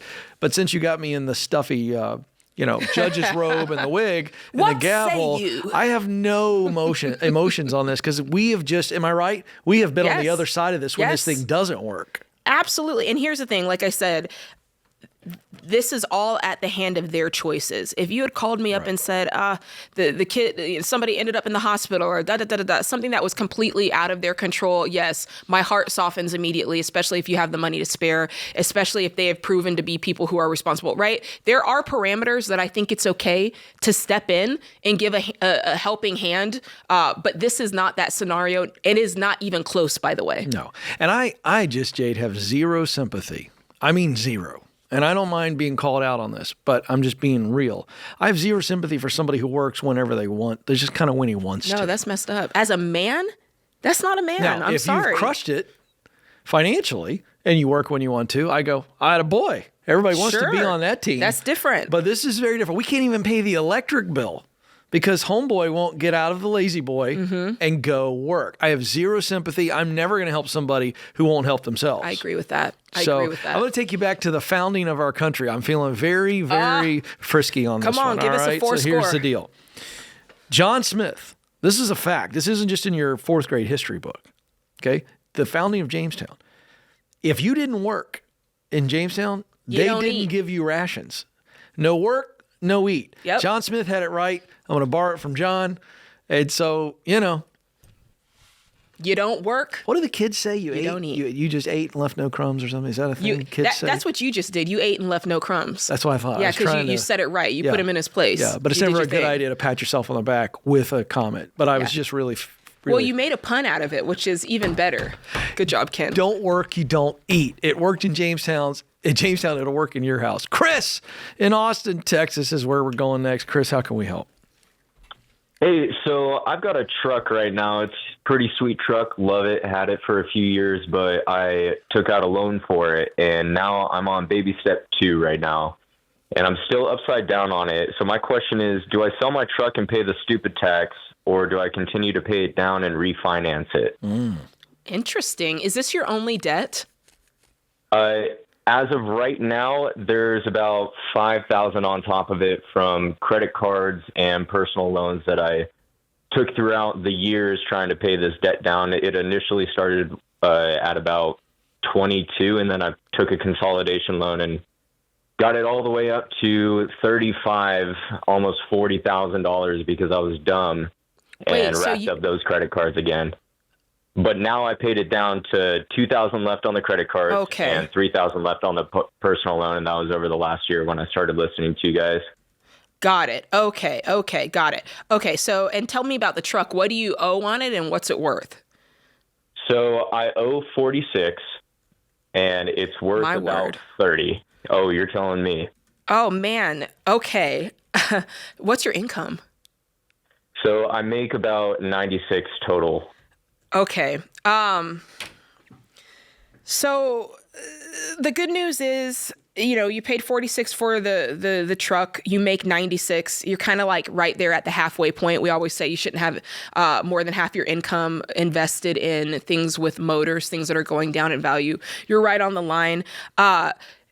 If you wanted to, if you said, Jade, I can have this thing paid off in 2 years. I love the truck. My income is only going up. I might say, yeah, I like that. But this represents something to me that I think it represents to you. I agree. Which is a time in your life where you made not smart decisions. Oh, yeah. There was a good period after I got out of the Navy where I was just broke. So I agree with that. And I think that you might be in need of a fresh start financially. And I think this could represent that. I think when you pay off the last of this credit cards and the last of this personal loans, and when you clear out this truck, I think it gives you a fresh start. And that sounds really good, right? Yeah. I think it does. If I were in your shoes today, not for mathematical reasons so much as a principled reason, I would sell this truck. And I would probably go down to a credit union. Honestly, though, I don't care how you get the loan for this difference. I'd get a loan for the difference and maybe another $5,000 on top of it so that I can have a $20,000 debt instead of a $46,000 debt. And I clear out this truck and I drive like a $5,000 beater until you can clear out the remainder of that debt with your $96,000 income and a few side hustles to boot. What do you think about that? Well, I definitely have the capability of doing side hustles, so I don't disagree with that at all. my kind of guy. Yeah, Listen, I agree. I can't add anything to it. But you've already touched on it, and I want to just acknowledge you and cheer for you. You've already acknowledged that you need to experience this pain. When you use the phrase "the stupid tax," right? You get it. You're like, I'm gonna have to experience some pain to A, get out of this, and B, remind myself never again. I've got scars in certain parts of my body. One I've got on my hand. I always refer to. I'm looking at it right now. I'm touching it. One of the dumbest things I ever did doing yard work. Cut my hand so badly. Had to go to the ER, stitches, everything. And it was just a boneheaded. I was moving too fast. And I promise you, Jade, from that day forward, when I'm doing yard work, I am a lot slower, chilling out. Yeah. Because that was a very painful day. And I think, Chris, this is beautiful. I think it's going to change your life if you do exactly what Jade told you to do. Then what's going to happen is you're going to get out of it faster. But more importantly, you fully experience the pain, because let's be honest, nobody wants to drive a $5,000 truck.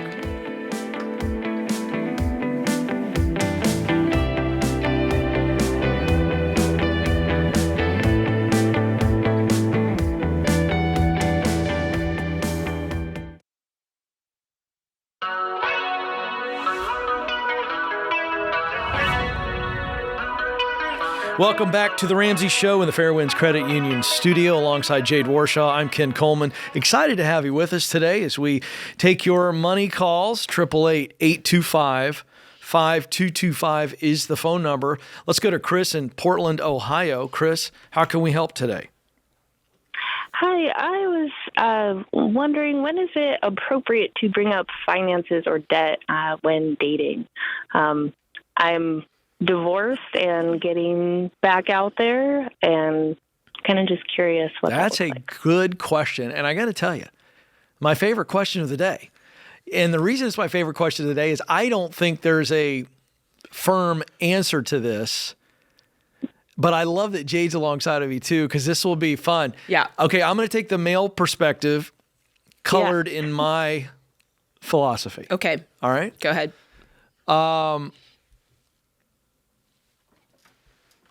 I think as a male, if I'm dating someone, when do I bring up money philosophy and money issues? I think I bring it up a couple of dates. So we'll say 2 dates after I feel like that I want to pursue this lady. Like this feels like I'm going to invest for the long haul because I think this is going to cash out. So once I've determined that I think there's long-term potential, I'm talking marriage, then I think a couple dates later, so there's no rhyme or reason other than I'm a feel guy. Yeah. I'm all feel. So I'm going, okay, I'm not going to do it right away, but maybe a couple dates later, maybe we're doing a longer date. Maybe we spend the day somewhere and it comes out in just natural conversation, not a, we've just finished the spaghetti and the tiramisu's on the way, and I go, all right, I'd like to talk about money. Like, I don't want it to feel like we've shifted gears, and I want it to feel real natural because this is a values conversation. Now, that's what I mean by I'm trying to give the male version with my philosophy swirled in. That's what I think. I like that. That sounds, I hope that sounds specific, because it is to me. Yeah, but I don't know how long that is into the relationship. But I wouldn't bring up any kind of money thing until we know that we're interested in a long haul. Yeah. Prospect. I mean, I think part of it I love Ken's response. And let me start there. So I like what Ken said. I actually might start immediately, but not in the way that you think, not in a conversational way. I might, because money is touching everything, it affects your daily habits. I might be very intentional with some of my habits showing on the date. So for instance, if I, Okay, this is great. Take me to first date. First date is what are you going to show that's not, like let's say we go to the movies, right? And while he's doing the tickets, I say, I'm going to head over here and get some concessions, right? And I start, as I'm coming back with the concessions, I'm folding the cash and putting it back in my... Nice. So it's like, And by the way, what's the concession item you're getting? I'm getting the large popcorn, because there's free refills and you can have the shareable buckets. So you're going to do the, whether it's the right hand or left hand, you've got the bucket kind of cradled and you got the cash in your fingers that he can see. And I'll be like, You're subtle like hey, that. Hey, hold this for a second so I can get myself, and then I take it back. I don't mind that. That is subtle. It's a subtle hint. I don't know if most dudes pick up on those kind of, because we're idiots. Yeah. Guys can't find the mustard. I've been married 28 years. I can't find the mustard in my refrigerator ever. So I don't know if that works, but I like it. In a conversation, we're talking. What are you going to say? So what do you like to do? And I throw in, I love taking a vacation. I wasn't able to go with my girlfriends this year because it wasn't on the budget. But next year, right? I just throw in a little, sprinkle it, a little seasoning can. And let's continue to play this out. What are you looking for when you drop that? At first, all I want him to do is if he's seeking to learn about me, he's picking that up. He's noticing that, right? Because on the first day, all you're doing is observing the other person's behavior. So simultaneously, while you're dropping your hints, you're also observing, did he pay with a credit card? Did he what are the little things he's mentioning? I like his truck, is it brand new? Because if he's driving a brand new truck, you can assume one of the two things. He's either loaded or he's broke. That's good. Do you see what I'm saying? That's a great call. You're picking up on these things. And I agree with Ken. I don't think ever early on would I sit down, with my glasses over my nose and it's like, okay, now we have the money talk. It's like talking about kids on the first or second date. My gosh, you're going to scare the crap out of somebody that might be the one. Now let's talk about what was the if context? You have something to hide. Do you have something that is kind of like a bombshell or like, ooh? Oh, do it. No. I feel like I'm in a really good place. And so I don't want to get into a serious relationship with someone who, like you said, just took out a loan for a $40,000 new car. Right. Because that doesn't match my values. And I don't want to. Yeah. So you're in great shape. You're just saying, hey, I want to start getting out there and dating, or I am dating, and I kind of want to figure out. Yeah.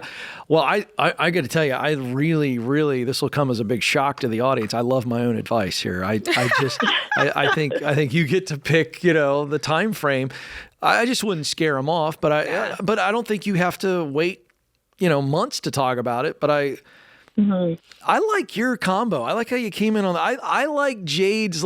She feels like a ninja over here. I'm a little detective. She's kind of like sneaking around, a little throwing star here, a little throwing star there. Yep. Yeah. So I don't know, Chris. That's now there is. Have you had a bad track record with guys? Is that what this is about? No. So this is me just getting back into it after. Being married for over 10 years. And this is my first relationship since college. Absolutely. So this is the whole dating scene is very, very. What was it like? I have 2 young children. Yeah. Young children. And so I want to. Yeah. You're wise. I'm curious. What was the money situation like in your first marriage? It was joint and everything.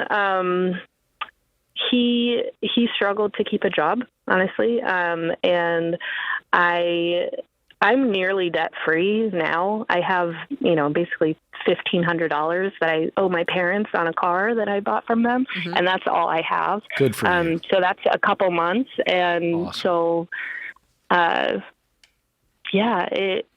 I'm hopeful for my future, and I want a partner who values the same thing. So yeah, we are too, and I think you're going to find that. I think that you've got to, like we said, you do your detective work, but you also hold open the chance for people to change. Yes, I agree. Because, and it's not to say that you get into a relationship to change someone. I don't want you to hear that. But what I do want you to hear is, as you do start discussing these different philosophies on money, I love, and Ken's the first to say this, I love the idea of asking questions and just listening. Instead of you being the first to say, well, here's my views on debt, blah, blah, blah, blah, blah, right? Just ask questions. And when the time pops up, maybe he does go to pay with his American Express and you say, we've been on a couple dinner dates. I noticed, you got that American Express, huh? And just bring it up and ask him, so what's your philosophy on that? I've never had a credit card. And just say it in such a light way, no judgment, just literally conversation. I love that. You know what? I just got one, Chris. This is kind of a fun one. You can use us. Do the old kind of podcast you listen to. That's very normal now. Yes, Let him go first.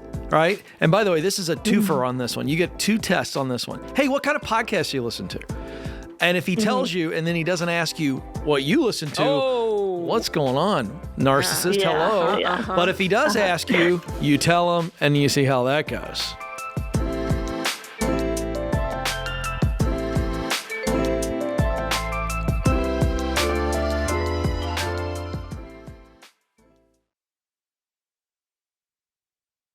Hey guys, Dave Ramsey here. Every day on this show, we help people work through real money problems and figure out what to do next. Now, you can get that same kind of help anytime with Ask Ramsey.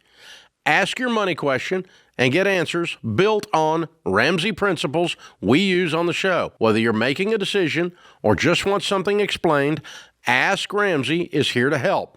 It's fast, simple, and free to use. Go to RamseySolutions.com and try Ask Ramsey today. That's RamseySolutions.com.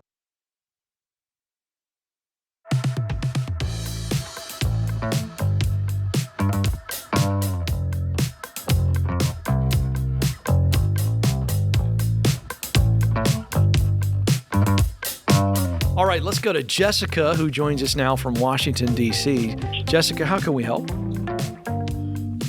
Hi, I have a question about paying down my debts. My husband's not on board, and he wants to make minimum payments, and I wanted to pay it off with my saved up money.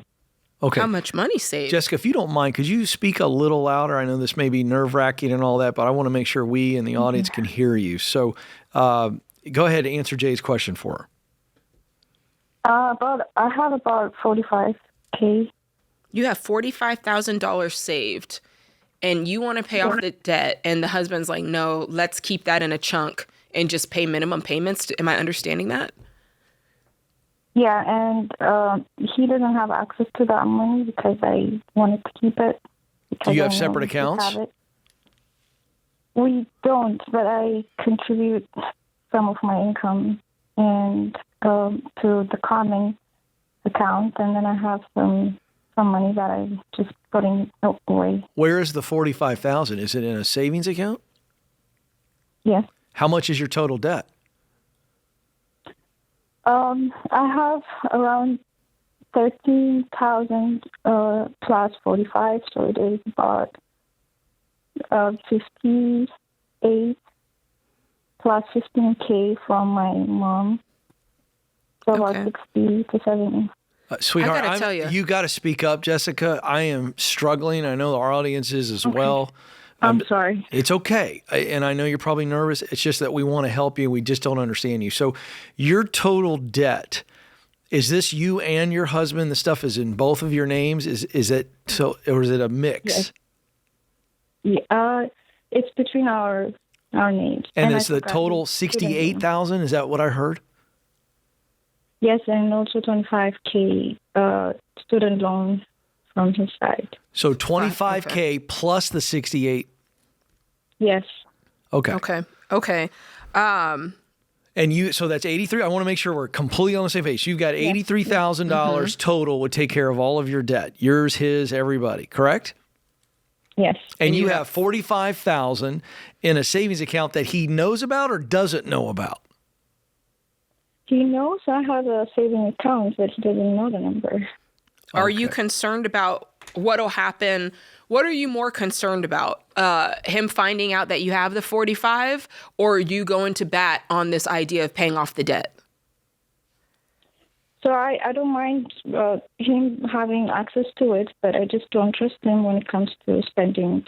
So I feel like if he got access to everything, we would make bad financial decisions, and we don't have anything to save us. Okay, that is the biggest issue in the room right now. The debt is a big deal, but the biggest issue in the room is if you tell me I don't trust my spouse to know about money because they're just going to spend it, that's the thing I want to tackle first, because if you can't tackle that, no plan in the world is going to help you pay off debt or save money or build wealth, right? Would you agree with that?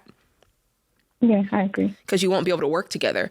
So put Ken and I in the room and tell us what would happen if tonight you sit down and you say, there's something I want to share with you, but I'm just being 100% honest with you. When I consider sharing it with you, I'm afraid because I don't know if you'll be able to handle it. And it's brought up bigger issues in the trust that I have for you and the lack of trust that I have for you. And you start to kind of run this thing out. What's his response going to be? Is he going to be able to have a conversation like an emotionally mature adult, or is this going to turn into something crazy? We will have nice conversations. I've tried it multiple times, but the problem is when it comes to implementing the plans, we don't do anything about it. I'm not talking about implementing the plan. I'm talking about what you said when you said, I don't trust him to know about this money. Yeah. Would he go in and take it? He wouldn't take it. He wouldn't force me to. So he's actually a nice guy. This isn't like he's a good guy. So this is actually good news. This would have been far more complex if you were worried about anything other than just a normal conversation. Do you handle the finances for your entire household? Do you handle it? So I don't even think we're handling it the way it should be handled. We're just spending money and we don't know what goes in. I understand, but I'm saying who pays the bills? We pay it off our joint account. Yeah, but who actually hits send on the payment? Who goes into the app, hits send on the payment? It's usually me. I have auto pay for most of the bills. And that's what I'm getting at. Here's where I'm going with this, Jessica, and I want Jade to weigh in. Where I'm going with this, Jade, is if he is not a jerk, and it sounds like he's not, and he's not dishonest, that's good. Mm-hmm. And they've had pleasant conversations, just nothing's changing. That's right. But he's letting her lead on the administrative part of the finances, and that's what I heard. Mm-hmm. I still think they have a conversation, but I think if this dude is kind of like hands off and when she says, hey, I'd like to do this because she's an awesome wife, and she's being transparent, and he's kind of like, that's not how I want to roll, but he's not like fighting her on it. I think it's a meeting to go, this is what I'm going to do, and I want you to trust me, and here's why. And then see what he says. I think is that too strong? No, I don't. I'll be honest with you. I'll be straight up. What I'm hearing is just some immaturity on his point. I don't think that, like to Ken's point, I don't think he's a bad guy. I think he's a little immature when it comes to money. I think even the way you guys have the money set up, where it's like there's a joint account, but we also have our personal accounts over here, because he could have money to the side that you don't know anything about, right? And so I think the conversation needs to be in line with this.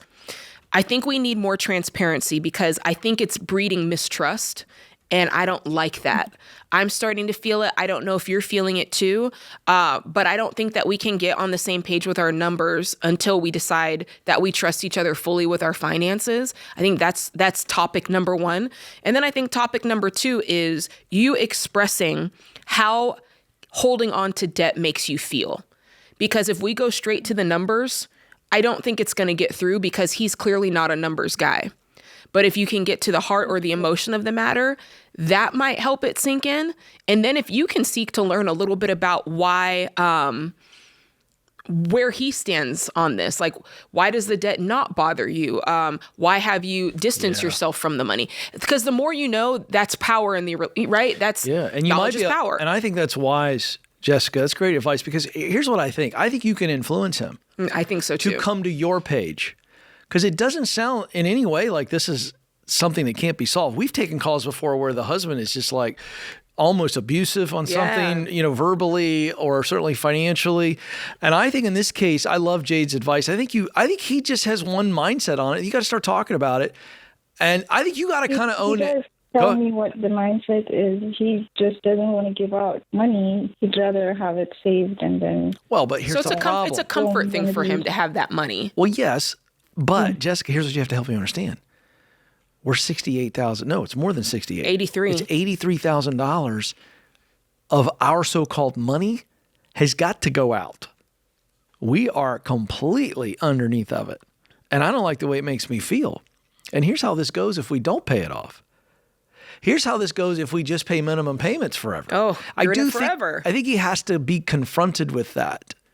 And then all of a sudden he goes, oh, But, I mean, you've got to lead him on this. Unfortunately, he's not leading, so you have to lead him. Mm-hmm. And it is a math problem at the end of the day. Like I said, I don't think he's a numbers guy. But once you do tell him about this money you have saved, because I think no matter what, you do have to tell him that you have this money saved. Then it is a math problem. You say, hey, you may think we have some amount of money that we don't, or some amount of debt. But the truth is we have $83,000 of debt. And I've got $45,000 saved that you didn't know about. And even if we paid every dime toward that debt, we'd still owe $38,000. We're underwater and we're sinking, and I'm concerned. And it's time for you to be the man that I think you are, because I need help with this and I need your support. And I don't want to feel like I'm doing this alone.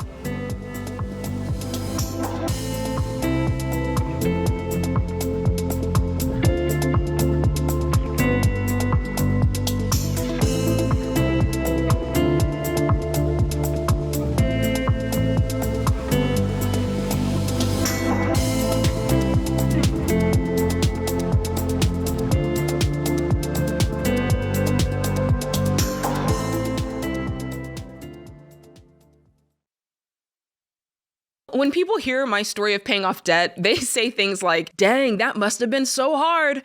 I could never do that. And I tell them, sure you can. It's a short-term sacrifice for a long-term gain. But do you know what's really hard? Working your whole life and never having anything to show for it. Never having the long-term gain. Just feeling broke and stressed and maxed all the time. And sadly, that's the hard that most people choose. Listen, you're capable of transforming your situation and living a life of freedom, but you need the right tools to do it, like our EveryDollar budget app. In minutes, it'll build you a step-by-step plan that's tailored to your money situation. And every day, it finds ways you can free up extra money in your budget so you can get rid of your debt and actually build wealth. So make the choice today. Short-term sacrifice, long-term gain. Choose the tool to help you get it done fast. Download the EveryDollar app and start for free today.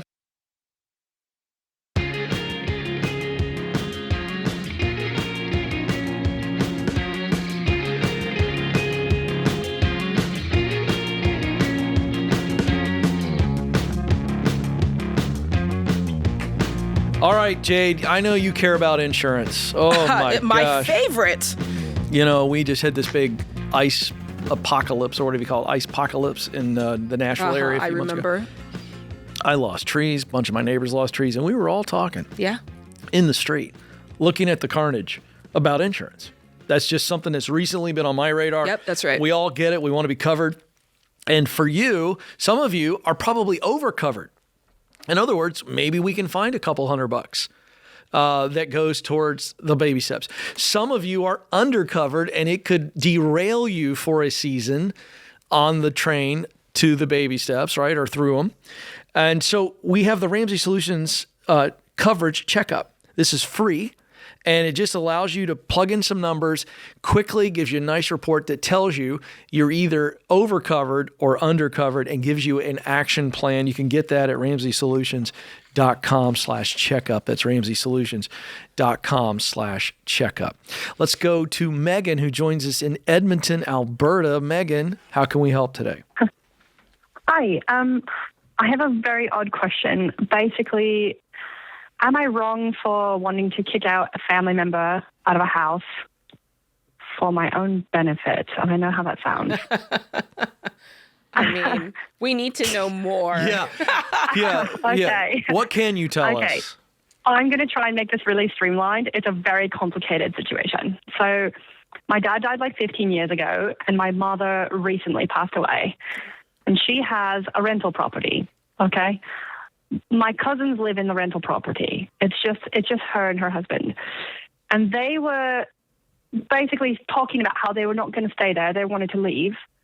And that was all fine with us because the property is owned now after inheriting it. It's owned now by me and my two sisters. Okay. My two sisters don't want anything to do with the house. So they want me to buy them out, which is fine because our house currently, me and my husband, our house currently is too small for our family. So we were actually going to move into the rental property because it's bigger and can accommodate us. Okay. So we were like, no problem, we'll buy you out. How much would that cost? about $350,000. Okay. Keep going.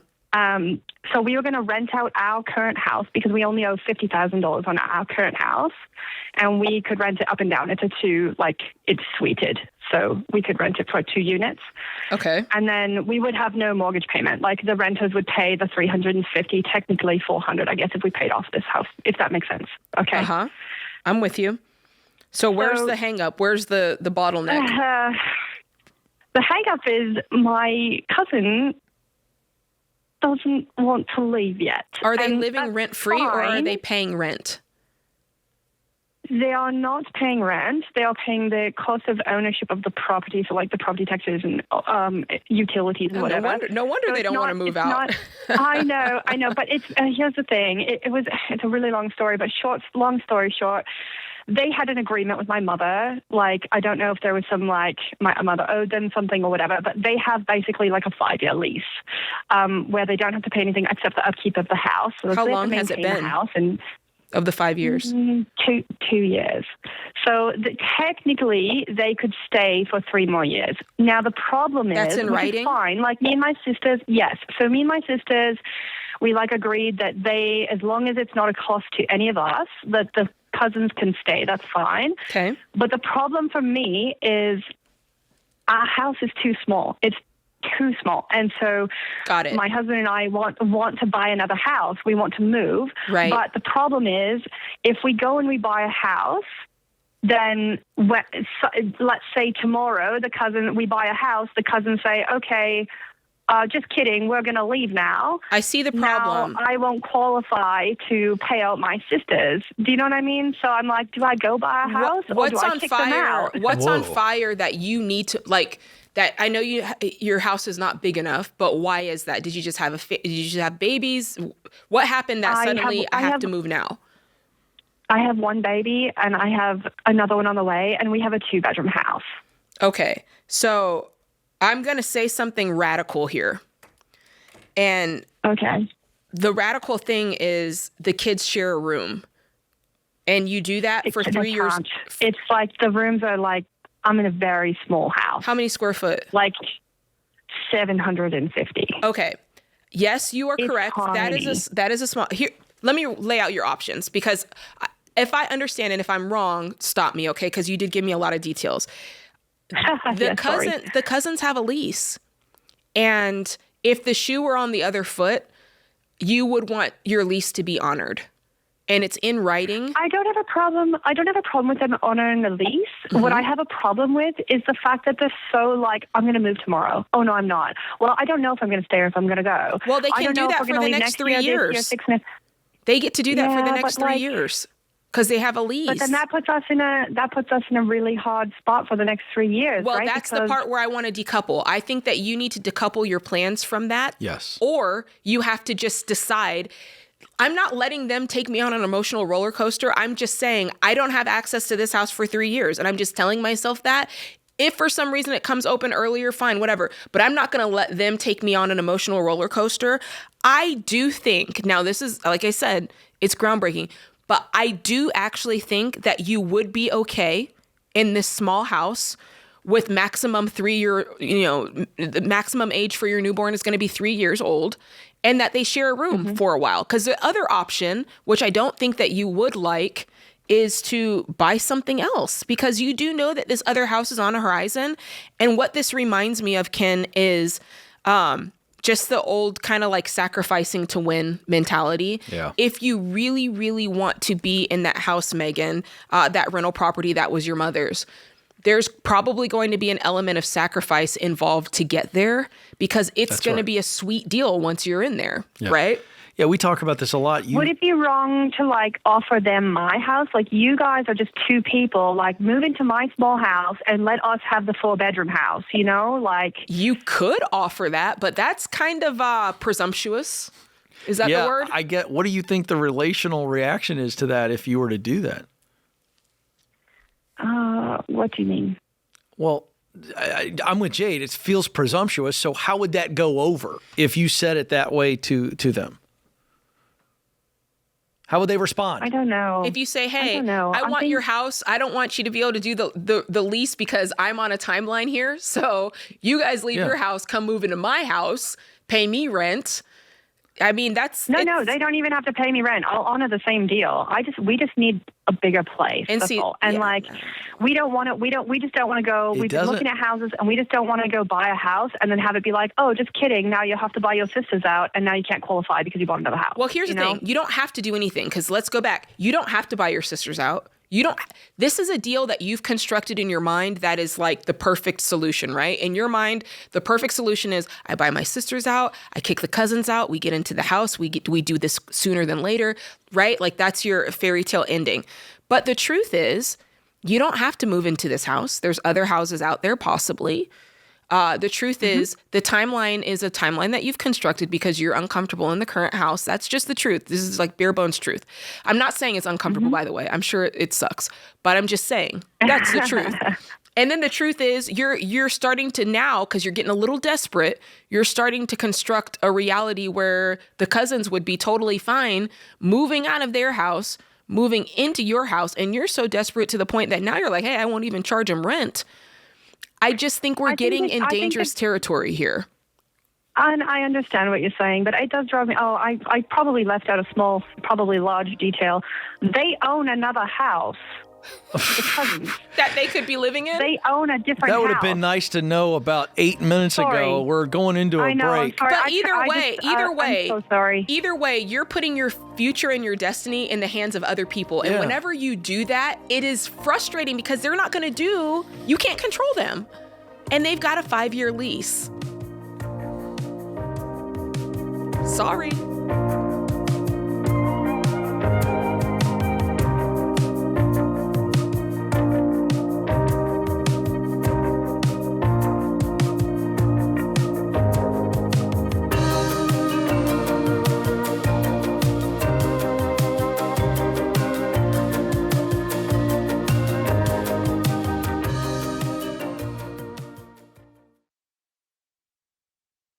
If you want to grow, get better at communication. Until you figure that out, you're not going to move forward. I've been there. In my new book, Stop Talking, Start Communicating, I unpacked the one thing that unlocked communication for me, the DISC assessment. It blew my mind, and it changed how I connect with everyone. And I'll show you how to do the same. This is a game changer. For $34.99, you'll get the book and the DISC assessment. Go to RamseySolutions.com/store.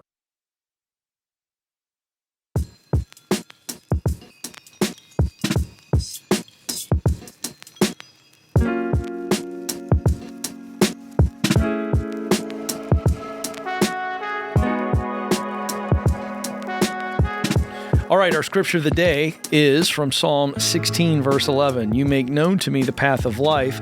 In your presence is fullness of joy. At your right hand are pleasures forever. And our quote of the day from Jordan Peterson, it's a luxury to pursue what makes you happy. It's a moral obligation to pursue what you find meaningful. That's a good word. I like that. I do like that.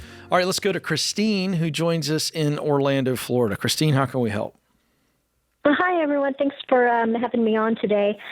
I have retired parents in their late 70s. My brother, who's 45, moved in with them at the beginning of the pandemic and hasn't left since. My parents are supporting him, and they're getting older. They're starting to have health issues, and I do not want to be responsible for him after they're gone. But I'm having a hard time reconciling the, moral obligation versus practical obligation.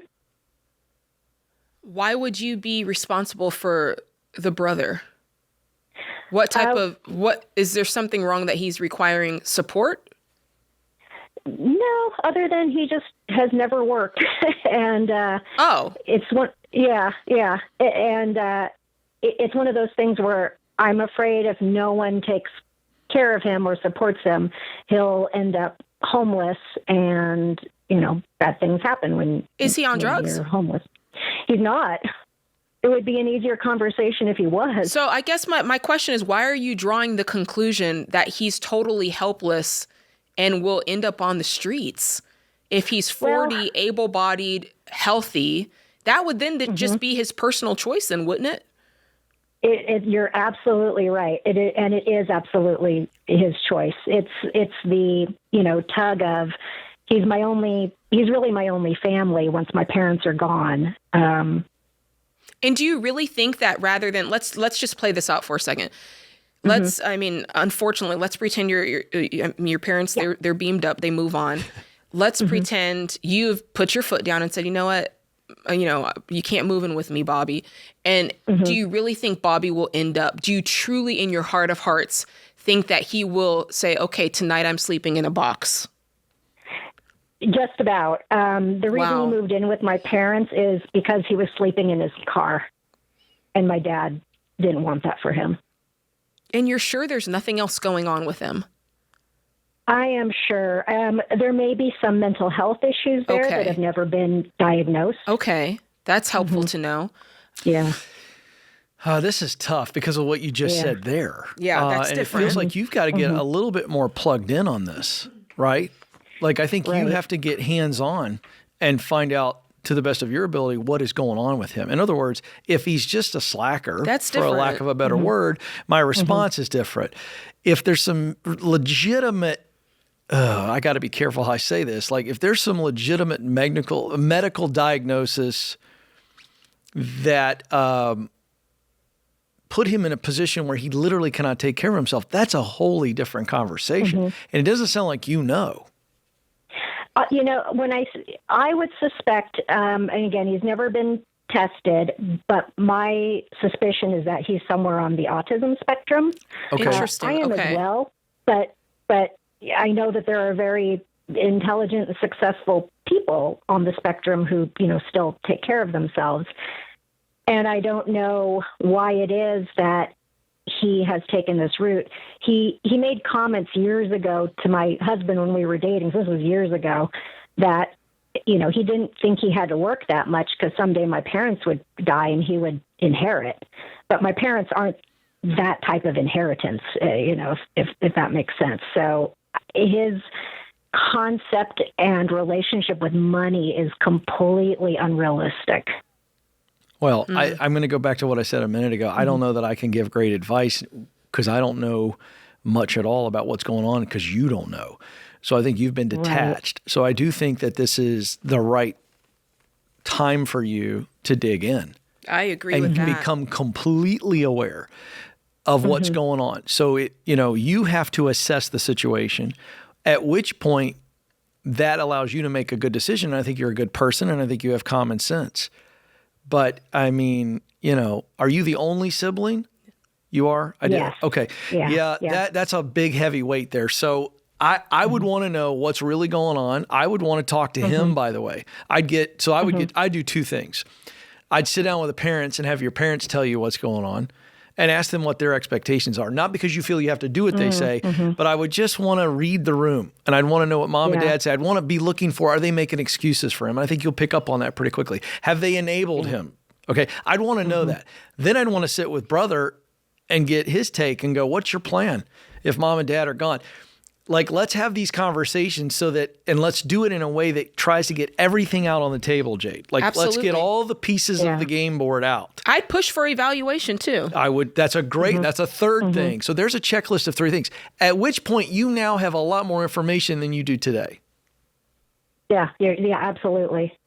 Yeah. And I think the challenge is, you're right. These are conversations that have to happen. My family has always been pretty close to the vest. My mom's favorite saying was, we don't air our dirty laundry in public. So it's hard to kind of get them to come out of their shell. But it is reaching the point where something's going to give, and it's going to give disastrously, or we can be prepared for it. You're right. Yeah, I think Ken is spot on with that checklist of 3 items. And then from there on, you can really evaluate your options. I don't know that there is a world because if he's getting evaluated, let's pretend it comes back and there is something there. Yeah, I'm not going to try to get into it, but there's a lot of nuance in what you're able to, do and not do and accomplish and not accomplish and what sort of care you might need or what type of therapies you might need. And so that opens a whole other world of possibilities once you get this information. And I think today you're a detective. Right. Yeah, I agree. Right. So that you can decide what's my role as a steward. Mm-hmm. You know? Mm-hmm. So the question becomes, what happens? Let's fast forward to, because you called, what do you think? Let's assume, and Jade kind of hit you on this, but how would you react if they were again gone? What would you do today knowing what little you know? Yeah, if it were to happen today, I'm afraid I would just shut down, to be honest, with regards to that situation, because it has been so polarizing and emotional within our family. My parents, I know, are frustrated with him living there, but every time they have tried to talk to him about it, he shuts down and they don't really get any answers. So it's really hard to navigate, but it's something's got to give. Okay, so what does shut down mean? Meaning that you act like it doesn't exist and he's dead to you, kind of a deal, shut down, or what? I guess shut down in terms of maybe just walking away from the situation, just being overwhelmed, not knowing what to do, how to handle him when he's been supported and enabled his whole life. Yeah, this is why, again, we got to go back to, I think what you would have to do is not shut down, but hopefully you do this now. So if this happens, you're ready. You know, is he in a situation where he would be a ward of the state or some type of, and that's it's going to probably pass through Medicaid. Like if they play their cards right, there should be something there for him, which is so important to do those first steps. Yeah. Okay. Well, that's what I wanted to know. And so that tells me so the reason I asked that question is because I wanted to know where your head is and your heart. And it sounds to me like your head and heart are aligned, that you don't think you should help him. And quite frankly, you don't want to. That still may not be an option, right? Right. You may have to on some level. And so I think, So I think that's why you're going to have to do this digging that we talked about. And then that'll help you, kind of inform your plan. But gee whiz, I want you to have a plan if it's anywhere close to have to. Yeah, that's the goal. That makes sense. So I hope that helps. I'm so sorry you're dealing with this. Thank you. But listen, that's very helpful. Good. And here's the deal. Don't do anything out of guilt. Do everything out of values. Big difference. Big difference. Well, folks, remember this. There's ultimately only one way to financial peace, and that's to walk daily with the Prince of Peace, Christ Jesus.